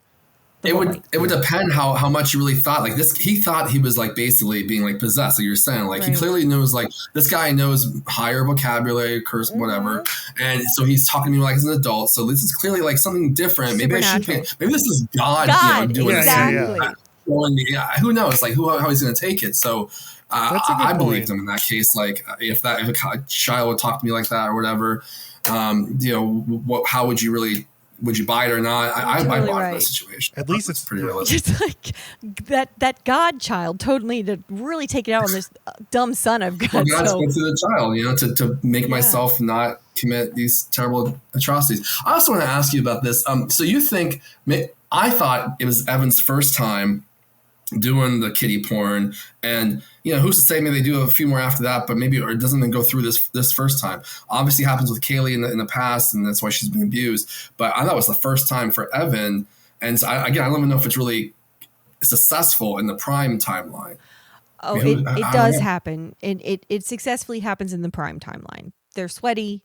He wakes up with clothes off. She's been crying. Like, it's not new tears. She's been crying. And she won't talk about it. When we see Evan wake up. So like he blacks out during that. And he doesn't remember it. So time has passed and they've been in the basement a while. Is that what you mean? Okay. Yeah. I kind of forgot if they showed like that much stuff. Because again, what I love about this movie, among so many things I love about it, is that it infers things. It makes you kind of guess or fill in the blanks, or things are ambiguous. So you don't get everything. Like you never see the baby and the mother like blow up. Thankfully, you only see the dog burn up either. Thankfully, you have to imply these things, or it's off screen, and I love that. I love that it's not too. so explicit because it's so disturbing already, so heavy. Worse filmmakers or writers would have shown all that stuff to make it more visceral, maybe, but also like not enjoyable to watch. I don't want to see those things. It crosses over, and it's exactly what is such a. They're able to go to this dark child pornography place, which is extreme, because they show so little. They don't even show movement or motions or going to do something that any bit more than they showed, and it would be just too disturbing. Hard to watch. I will point to, though, in one of the timelines, I don't know if it's the one where she's on drugs but she literally says to him, "Why, Evan? So you want me to talk about when you fucked me?" or something. Like she literally says. That's true. She does say that. Yeah. It happened at least that first time. Exactly. I don't know how much it happened in the future, because I think that Evan is a stronger person that wouldn't allow that to happen more. I mean, who knows? And he's stuck on this time, so there's no way it happened again. Yeah. Right. But that's interesting, though, because that's very rare. And usually there's more grooming. There's more of a process. So you make sure that kid won't talk. It's not very good pedophile behavior for him to just invite a kid over. He's not good at it. No, that was not great planning. Not successful, no. He didn't even buy him anything. No, it only took one possessed godchild to tell him to stop, to make him stop. But, I mean, everyone his whole life just living with this shame. He wasn't committed to pedophilia. It does make you think what other kids in the neighborhood. If you really wanted to. Maybe that's where Lenny got that like nervous disorder. But Lenny was in a couple of those damn videos. We're 1 hour into this movie now. Sorry. And I thought I was getting chastised. No, I'm saying the movie running time, we're basically at an hour, and we snap back to the present and suddenly it's different. I want to ask you too, when you saw the movie, you were aware of the premise that this would involve changing realities and stuff, right? Because like it has that in the trailer. Yeah. I'm pretty sure I saw the trailer first. I try to avoid trailers if I can, but you're inundated with trailers in the movie theaters. I always been in movie theaters, so I probably knew there was some time travel aspect. I knew it was involving reality changes. Yeah. I would love to go back there, not know what's going to happen, and for suddenly him to wake up in this sorority house, because like, especially we didn't have multiverses and Rick and Morty or Everything Everywhere All at Once. Like, this would have been kind of mind-blowing. Yes, suddenly I'm living a different life. It's a groundbreaking movie. I'm going to say it. Sliding Doors is the only other one I can think of, and it's and that was a movie I really liked, and I can't remember anything about it, but it made me cut my hair short, and I never went back. Sliding Doors is good. I love any kind of alternate reality, time travel stuff. So more, the merrier. Yes. What could have been there but for the grace of God. So he gets to the present, to the new present, to this new timeline. And what does he see, Laci? That these guys, a fresh shaved goatee. No, where'd my beautiful mane go? He wakes up to Kaylee, and they're in the hugest fucking room I can't imagine actually exists inside of a sorority house. He seems most disturbed though by the fact that he would wear a puffer jacket and she says, "Those are your clothes," and he's like, and it's just a pile of like Backstreet's Back. All right, that kind of clothing. Like neon kind of bright he just looks clothing. He's not used to it. You look more like Ashton Kutcher now. I guess. and then he walks in a towel for some reason to a shared bathroom where he cleans up his face and it sees the girl that he once saw in a bar who was treating Thumper very poorly, and realizes, oh, we've been friends forever. And he realizes that he's changed a lot. But in this reality, Kaylee's happy, and that's fucking awesome. And that's all that matters to him in this moment. So he starts like walking around and trying to explore this new reality, and he calls his mom. And this is the only clip I got from the movie, but this is neither here nor there, but let's just appreciate Chuck. Evan, Chuck, I'm home right now. You know what to do. Hey, Mom. It's me. And hey, Chuck. I'm just calling to say hi. Chuck. Give me a call back. Love Chuck. We never get to hear anything about Chuck ever again. Chuck. So his mom in this reality is happily married to a new man. Yeah. Who's treating her nice. I like Chuck. I'm in favor of Chuck. Great. I'm so glad. Yeah. Pro Chuck. Yes, I'm pro Chuck. He also runs into Thumper at some point in this timeline and realizes that they are like mortal enemies, and that really hurts his heart. Yeah, he's trying to get the hang of this new life of being this frat guy, of yelling at frat pledges and stuff, but it's an awkward fit. Right. He doesn't know how to haze these guys, but then he yells the Greek alphabet at them, which Ashton Kutcher knew by heart because he was a real frat guy in real life. And really? Yes, Okay. yes, they didn't have to coach him on that. I've always been impressed by that line reading, and I'm surprised. And so now you're saying that he already knew it. It's not as impressive, but still, it's that's great impeccable. acting. But it's still so fast. So well. It's still good. He doesn't want to be a frat. You know, he's doesn't fit in the frat boy clothes, and that's why Kaylee says later on, like, I'd never be a sorority girl. Like, something changed, obviously, in that normal reality where they were all happy and they bought into this, the sorority frat way of life. But he wouldn't normally be caught dead in that. So he's trying to fit in for now, but he doesn't know how long he's going to be in there, and so therefore doesn't want to be completely invested in that frat culture by being mean to these pledges. He's trying to fit in. He's completely distracted because he woke up with the love of his life, and he's just desperately trying to get back to her, because it's like, when you think about it, that's something he's been waiting for his whole life, and he just had to go pretend to do school. Like, no, I want to go back where I'm fucking Kaylee. And he immediately starts playing this whole date, and he realized he wanted to marry her and all this shit. He feels all at once. It's probably, he spent like years thinking, like, if I could have one night with Kaylee, this is what I would do. Right. And he unintentionally woke up as a version of him and a version of her that has no trauma. So they don't really have anything in common anymore. Not really. They had that shared traumatic past, and it's erased. So like your walk's different. You don't have an accent, or your accent's different. And that's true because he grew up in a different town, and things changed. He doesn't even, a traumatized body walks different. Yeah. Like, it's amazing. When he yells the Greek alphabet, this does show like he has the memories of this new version of himself while keeping the old memories. And I like that manifests itself with like brain damage, because of course if your brain suddenly doubled its like capacity, or doubled it's like if you doubled the storage on your hard drive, it would start acting funny. It would start going slow. So yeah, he wants to have his beautiful dinner with her, and she likes it, but she still feels like it's weird. This is weird. We're acting like we're different people. And then somebody's like, "Hey, Evan, your car's been vandalized." And he's like, "What the fuck? I have a car?" Yeah. Right. And it's the work of Tommy. He even left a dog collar, his signature. I thought it was Thumper. Yeah, he didn't like that interaction earlier. But Tommy shows up, and suddenly he has a Boston accent. He's like, "Don't you touch my fucking sister." My fucking. Yeah, and beats the shit out of Evan, but then Evan fights him off with mace, and then Evan starts beating him up and now taking out all of his anger at Tommy and ends up killing him.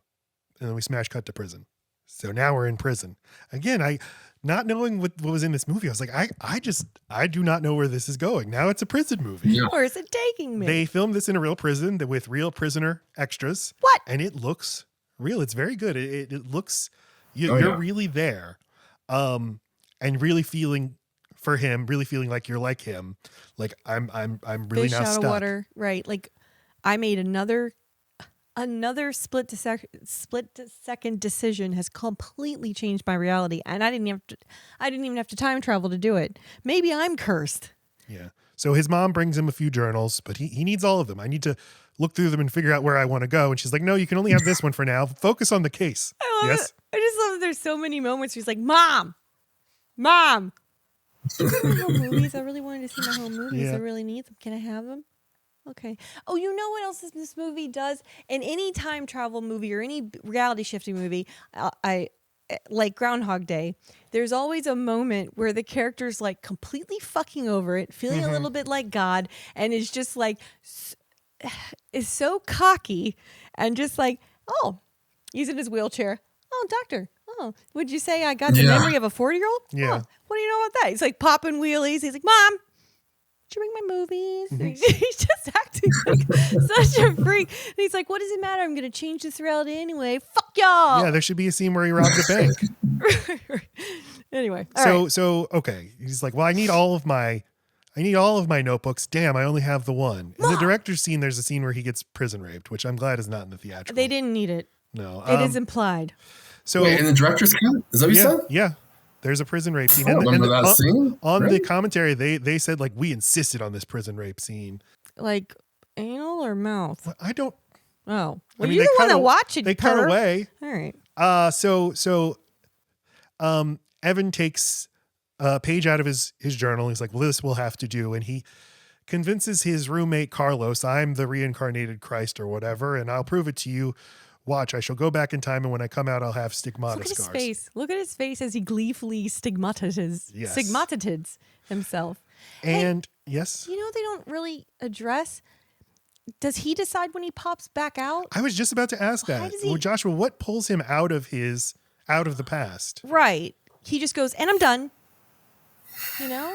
I guess this is once the major traumatic thing is changed or something like that, it's just a storytelling device. Just, we don't need to see his recoupment of his hands or how cool he is in school or how bad he is in school. So you have to cut some structure, for the script. You have to, you can't, that's why you were saying before, you can't just change everything, every single character in his life, every single decision. It'd be a million movies in one. Right. It's already a lot of movies in one. So you have to have this kind of structure to have some kind of semblance of a plot to have a drive, Just so we have time to track it all. And you couldn't, I was thinking this, they call it the butterfly effect. If this were actually like a butterfly effect, it'd be like, well, if I even went back to the past and twitched my finger a different direction, that would have like quantum ramifications. Right. But you can't make a movie out of that. No, right. It has to be A to B to C. Yeah, then it's everything everywhere all at once. Right, maybe a TV show. It'd be hard to follow a little bit. Someone's got hot dog fingers. So it's just too many realities. His roommate Carlos now will help him, and he goes and he kills the Aryan Brotherhood and give me back my journals. And he travels back in time via the journals to the puppy day, because this is another crucial day. Quit calling it a puppy. It makes it more sad. It's just a regular dog. Just a dog, which is fine. Who cares? Well, before you get to that, were you surprised, since you saw it recently, Matt, were you surprised how realistic, how dark, and how that prison area scene, it wasn't just like one prison scene. It's like a prison segment. It's a good 15, 20 minutes. How he uses the language, how they're going to have, the oral sex, like rape, how he has to sell that he's a Nazi. So he's using the N-word and other things like that. That's in this movie. Yeah. They usually words in this movie. I was so surprised. Yeah. I was very impressed with how it really makes you live in it. If you feel desperate, you feel like you better get those fucking journal pages. We can't spend the rest of the movie here, Ashton Kutcher. And hey, props to Ashton Kutcher. He put himself, he let these prisoners, real inmate extras, manhandle him and push him around, in the lunch line, pushing past him and stealing his food and stuff. Props to him. And he's not there for long, and he already adapts that behavior of covering your food, and when he goes on to the rest of his timelines, he's just that quick. You learn how prison changes you. Yeah. You don't just go in for a minute and not come out different. So it's very effective. Very, very realistic, very effective. Mm-hmm. So we go back to the dog burning day, and he's gonna do it differently this time.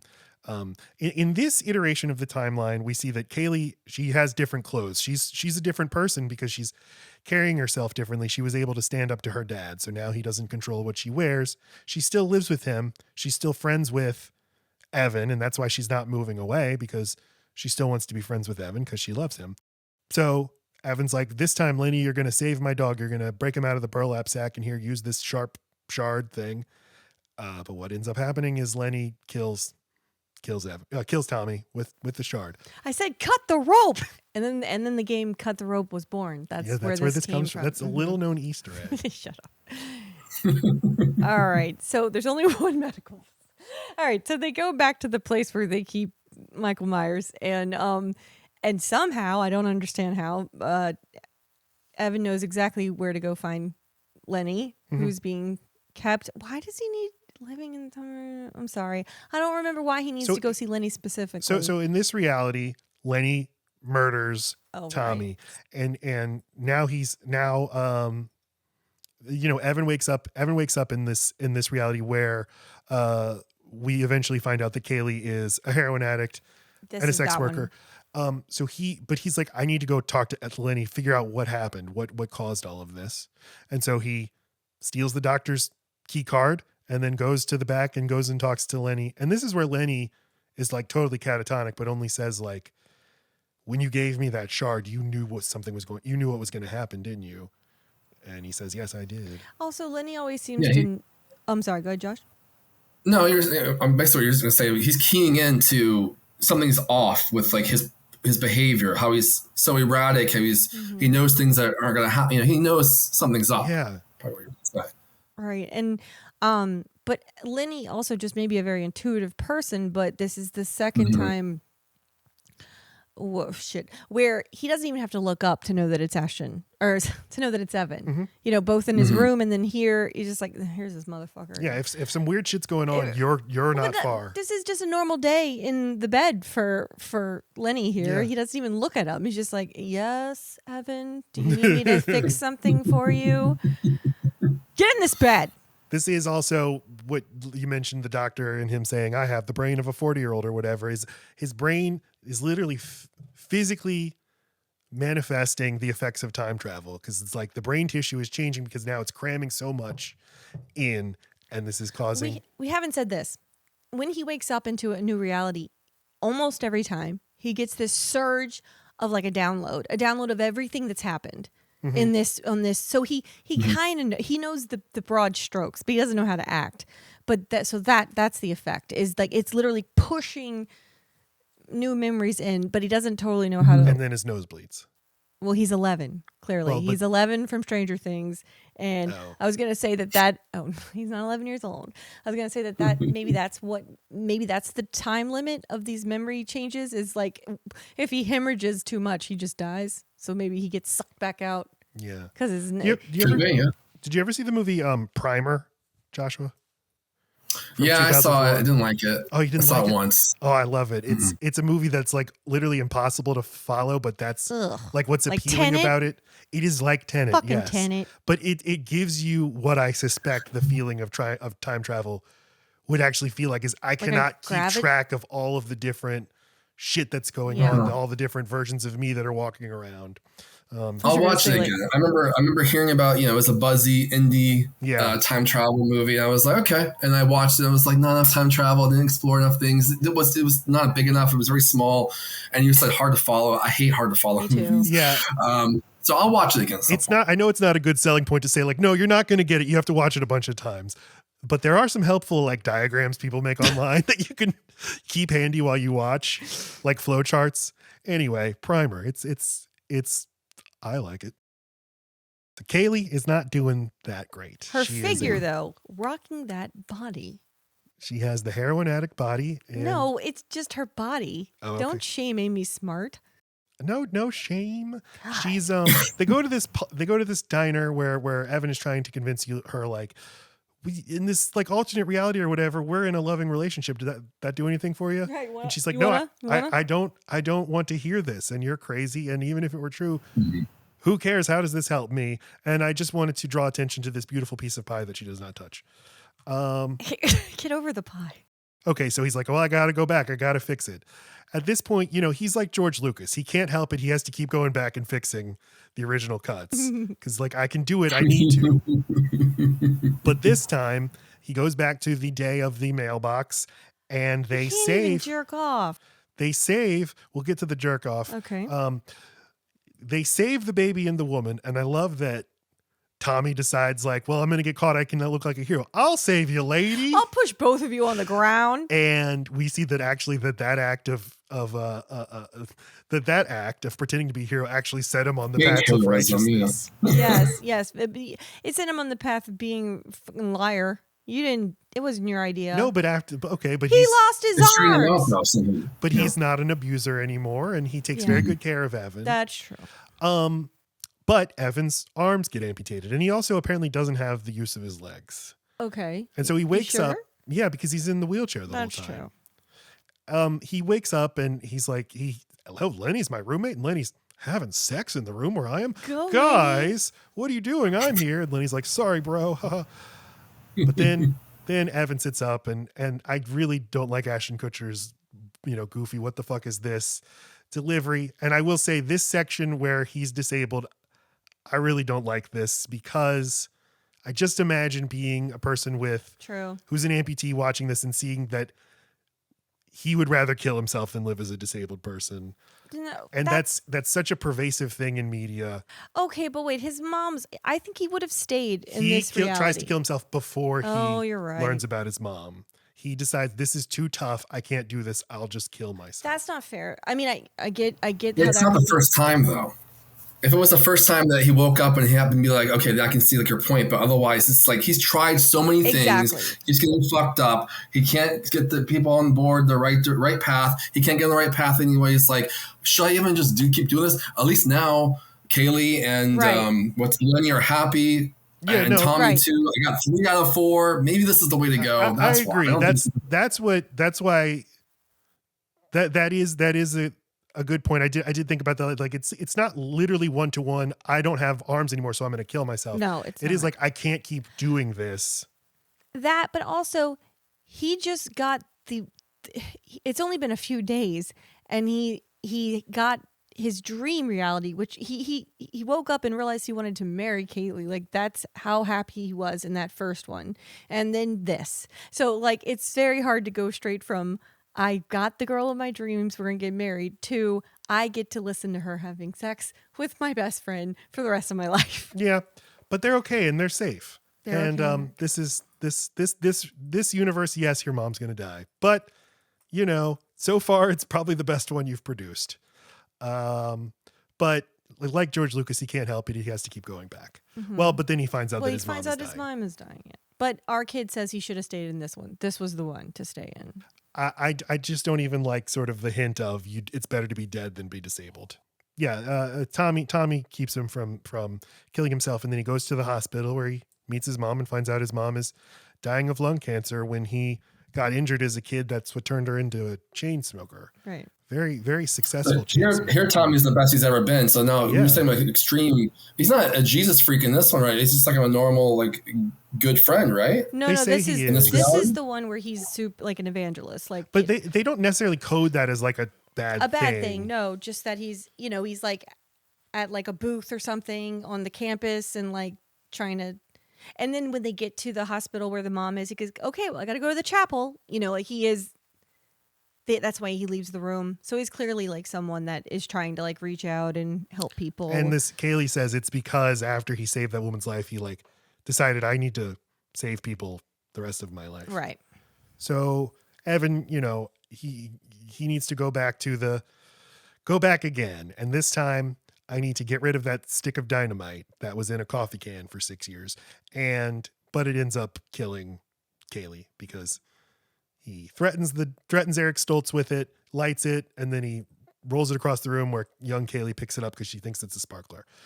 So he wakes up in the reality where she is dead and he is in the mental institution himself. And this is where we came into the movie, because he ultimately grabs the box of videos and stuff, locks himself in the room and scribbles the note. But he has basically decided, I'll invoke the Taylor Swift song again. It's me. I'm the problem. It's me. Okay. He is this cursed entity. He poisons everything he touches. He doesn't even mean to. He's not a bad guy. It's just the universe hates him. Well, and he's not God. I mean, he's trying his best. Right. He's trying his best, but even when he says like, use that scrap of metal to cut up in the rope, right. Like people just misconstrue that and be like, well, I just want to kill him instead because I feel like I'm traumatized and this guy Tommy's a problem. So like you can try to tell people things and try to help them with their path, but they'll have their own ideas and things will get in the way and it won't always be how you.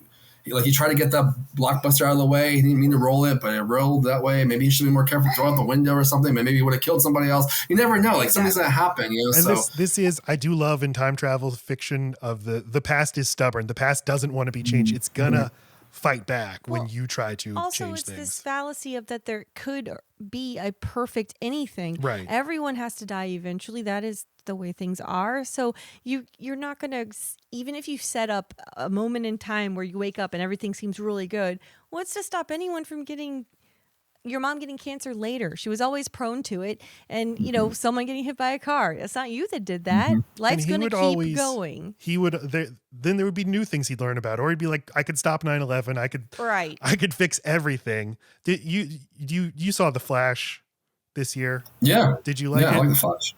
I do. I'm not one of the haters. I loved a lot of it. It'll be on one of my awesome top 5 of the year, I think. I can try to, get past some of the CG problems or whatever, but I thought generally it was a great story and great action. I am a hater, but I did love there was this one detail, which is the when Barry in the inn encounters like the future version of himself who has spent his entire life trying to return to the past and fix things and just can't get it right and keeps trying again and again. It literally consumes his whole life. That is what would inevitably happen. Yeah, this is not a power anyone should have. Yeah, this would make you crazy. It would consume you, yes. And which is why I love the thing about the stillbirths. It's like, this has happened before. Your brothers have also done this and then eventually realize the only thing I can do. Or sisters. We know that it's Sexist. brothers. They say that it's male because when she then has a female baby. No. She has a female baby with a different man. Yes, but no. It's pointed. It's a distinction. No. In the theatrical cut, Evan goes back in time and he's just like, I just won't be friends with them. So he has a video footage of their first meeting, and the little kid, Evan, goes up to little kid Kaylee and says, I hate you. Don't be friends with me ever. Right. And it works. And if you're ever friends with me, I'll kill your family or something. Yeah, it's something. Yeah. What a kid would say and what would appeal to a kid. And then, we cut to it's 8 years later. Now Evan is a professional in New York City, and he runs into Kaylee on the street and they have a little moment of recognition, but then move on. Well, he has a moment of recognition with her, but no, she does look back at him once. She feels it. Something cosmic is in the air, and then they both move on with their lives. But then in the 10 billion times darker director's cut. Oh, I didn't expect it to be a fully developed. Oh, no. Yes, because he is about to be born. This is his birthing video. Okay. And he travels into the womb. That's very traumatic for your mother. Please don't do this to her. I guess all of it's traumatic. Yes, and he strangles himself as a fetus with his umbilical cord. And then the mom is like, not get again. This baby out of my face. Please, get the baby out of me. Get the baby out of here. I can't do it. So Joshua, you prefer the director's cut ending? I don't know. It's so hard to like think that is okay, but I appreciate the creative vision of it. I don't know. I think it's too dark. It's the logical way for the story to end. So I do admire the boldness, but I'm like, a baby kills itself? Not a baby. Right. It's just too, you can't have babies. I also don't like suicide. So anything involving suicide, I'm not going to be pro suicide of any kind of outcome. Even if it's like the best for the story, I probably will nick it for demerit for that or something. I want to ask you, so did you like how they changed some of the rules of the time travel, like with just the journals, that now you can do it through pictures or through the videos? Like that was a cool I do. And it makes me feel like if this guy kept going, like he'd find all kinds of easy ways to travel back in time. You could not live with this power. Exactly. That's why the baby one actually does make the most sense, because you're not, anytime you have bad luck, it would be so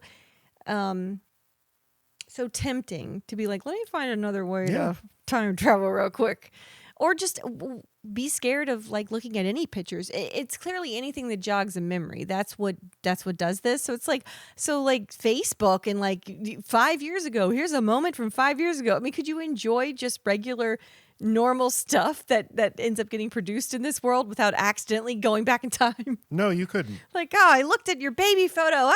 And I wish they sat with the idea of the journals are gone. He himself up so much, or he changed things so much he didn't need the journals. The doctor doesn't have the journals, or he can't get to the journals. I wish they kind of let that sit for a little bit. We're like, well, how are you gonna get out of this then? Right. And instead of this whole this idea, now we can do fit photos or maybe memories or something, or maybe mind control, or something like that. But like hypnosis or something, other kind of things. Right. Regression, whatever. Mm-hmm.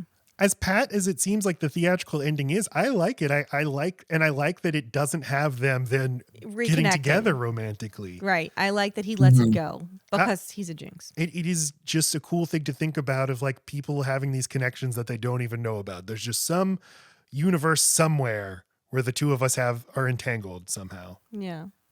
Well, it's great that they have also, besides that director's ending, they have the theatrical one where they both go in their own separate ways and they don't reminisce again. They also have a couple other alternate endings where he does turn around and sees her and talks to her and they kind of get back together or something, or it's implied.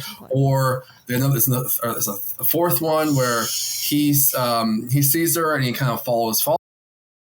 They will connect again. But I kind of like that one, actually. Yeah, we don't know how it's going to go, right? It's like, I like that. It's ambiguous. They have lunch. He realizes he's not that into her anymore. She's kind of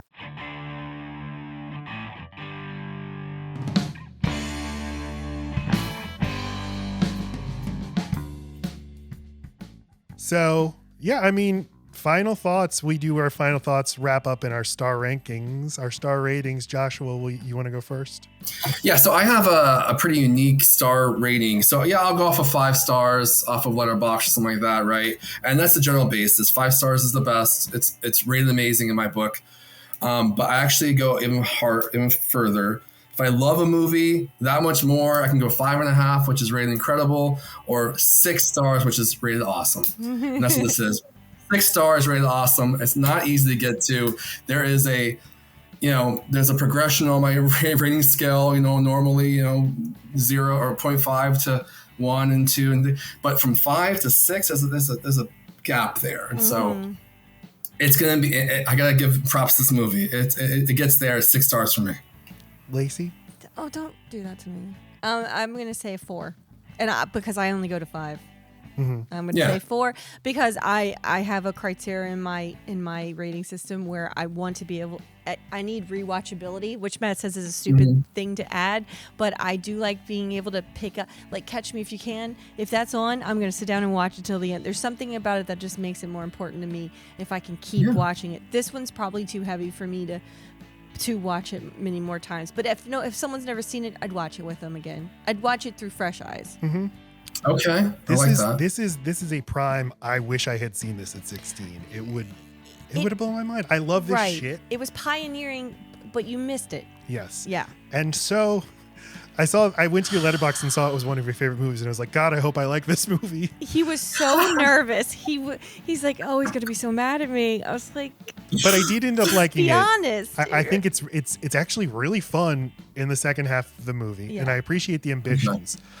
I'm not sold on Ashton Kutcher as a dramatic actor in this movie, but it's almost like, boy, I wish Christopher Nolan or David Lynch or somebody had taken this story and made it.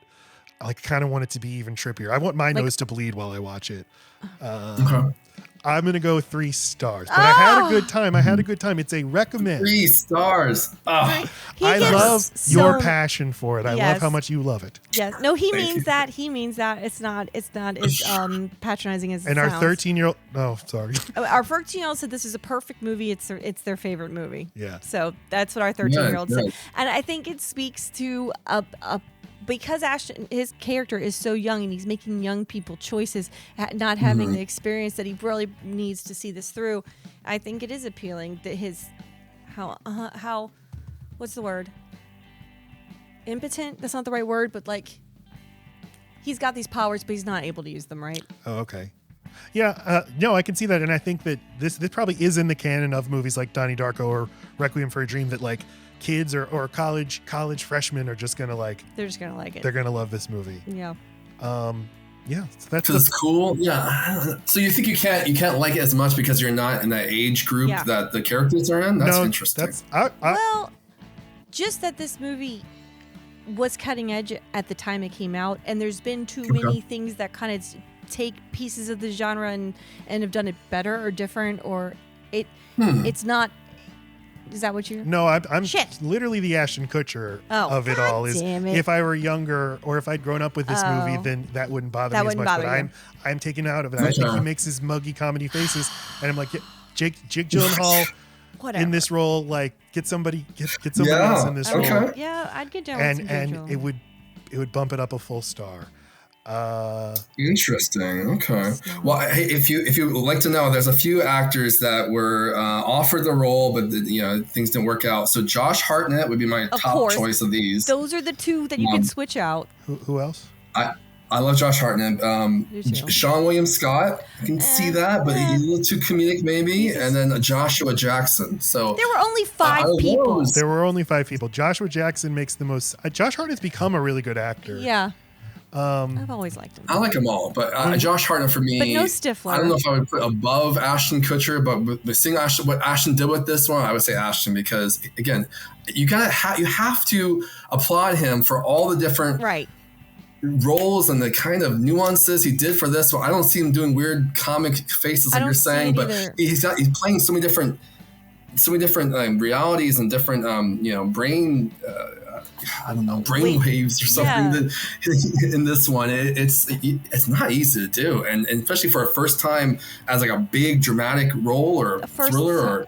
No, I admire the effort, and I did want to point out when he's at the end of the movie when he's confronting the doctor. I did write in my notes like, okay, he's got it here. Like he's doing a really good dramatic job here. This is real dramatic acting. So, which I'm sure he's delighted to hear me say. Yeah, and we'll let him know you said that. So he was also producer on this. He helped get it made. Yeah. Oh, okay. So he's why this movie gets greenlit is you put him on the poster and. Mm-hmm. So Cinematic Joshua, you want to tell us again about your channel and direct everybody to it? Yeah, where should they? Yeah, please join me on TikTok, especially Cinematic Joshua. I post things almost every day, usually reviews and stuff. I also am on Letterboxd at Rated Awesome. Rated Awesome to Awful is like my motto, my way of rating things, but it's also part of my brand. Besides Cinematic Joshua, is a little more humble, I guess, than Rated Awesome and everything. But Rated Awesome show is the YouTube, and join me at Cinematic Joshua. We have a great film talk, movie talk community there. Yes. Load Bearing Beams has just got on there recently, and they've been blowing it up. And I love, honestly, one of the things that drew me the most was before I even heard your comedy. I think we have similar comedic sensibilities. The dark comedy, dark humor, satirical, sarcastic kind of things. But your animation, that is just such a cool, unique. You don't see much animation on there, and how it's quick and I was saying before, I've mentioned DMs and stuff, but your animation, it's very rudimentary style, which is endearing, but also you have hidden jokes and stuff in the animation you can't hear, and I love that. So it's a different way of hearing the podcast. That's all Laci. I'm a graphic designer and an artist, so that it was nice. That's what I bring to this. Matt's the musician. All the music on this podcast are from his band, and they released an album last year. So I tried to bring a little bit of my bullshit. You're the secret sauce. I mean, duh. I'm very saucy. You're the key. You're the key to the whole. Yeah, I think it's important to have multiple. When you're creative, to have not just one creative, view, you gotta have multiple things. You gotta have multiple layers. And so, an example of, what I do for my channel, besides not just talking about a movie, which is, I have friends that do that. They're fine at it. But it's kind of boring, So I also, not just the concepts of the different characters or the different settings or different outfits or whatever to encapsulate whatever the movie is or TV show I'm talking about. I will also try to, for thumbnails, I will have alternate movie titles and things like that, kind of a fun, kind of honest trailers, how they kind of do it. I guess it was inspired by them. Yeah. And, this last 2 months, TikTok has been screwing my thumbnails up, so they don't always show or whatever. You might see. I have to make a video about that. It's gonna be called Thumbnail Anarchy to explain it a little bit, because it's been 2 months they've been screwing me on this. But besides that, I love having different layers of thinking about different things, thinking about the media. So and it just helps. I like to have different angles. Yeah. And it helps you find that real niche audience, because that you're so right. We're not the most knowledgeable movie people. I mean, Matt is, but I'm not. That's not where I'm coming from.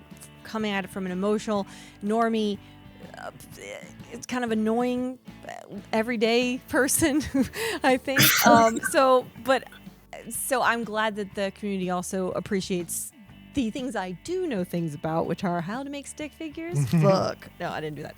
But that's coming. That's coming.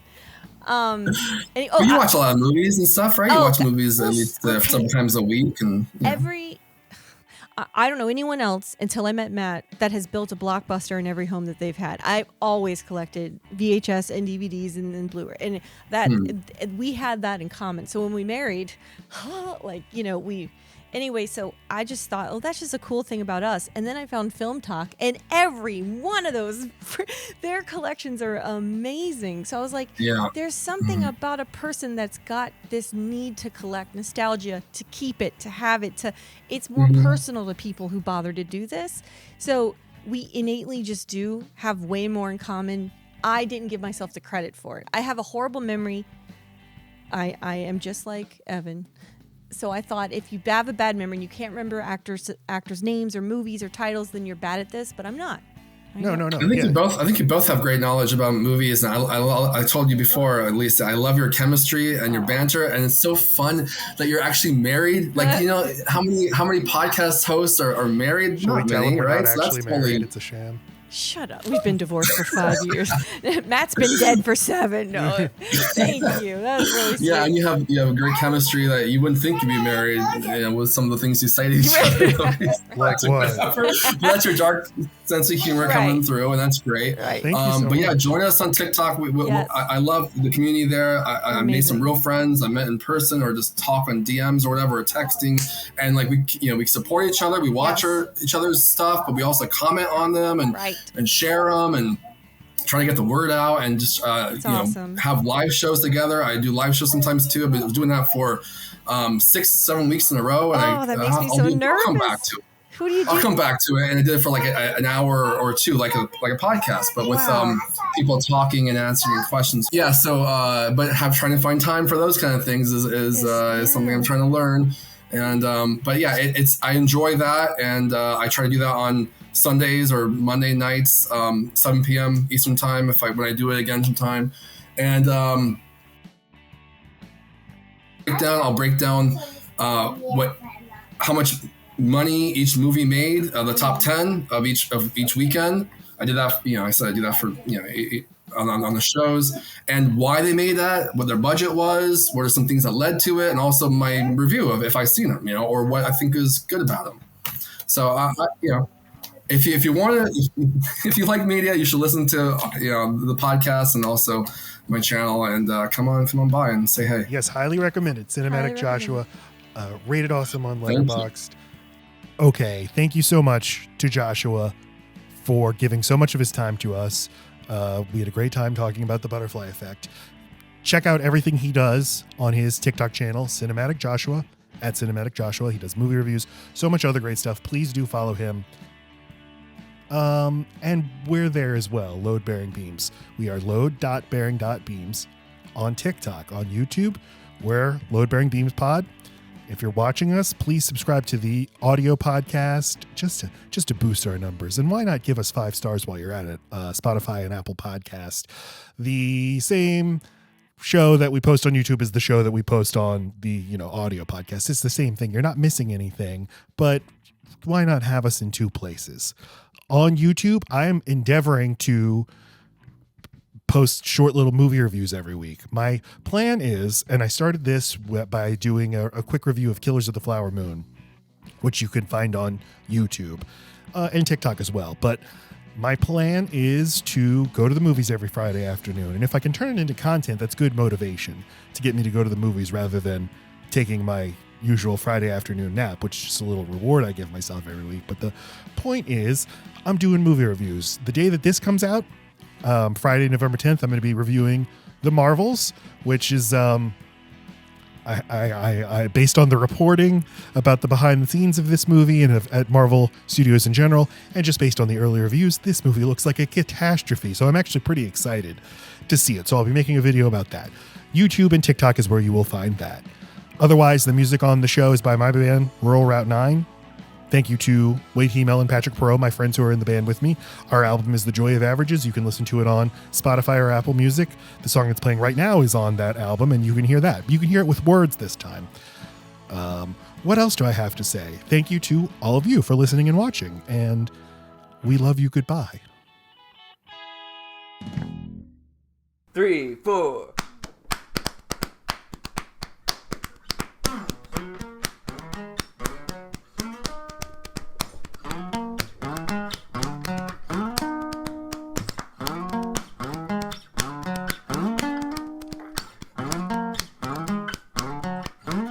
Everybody, love bear.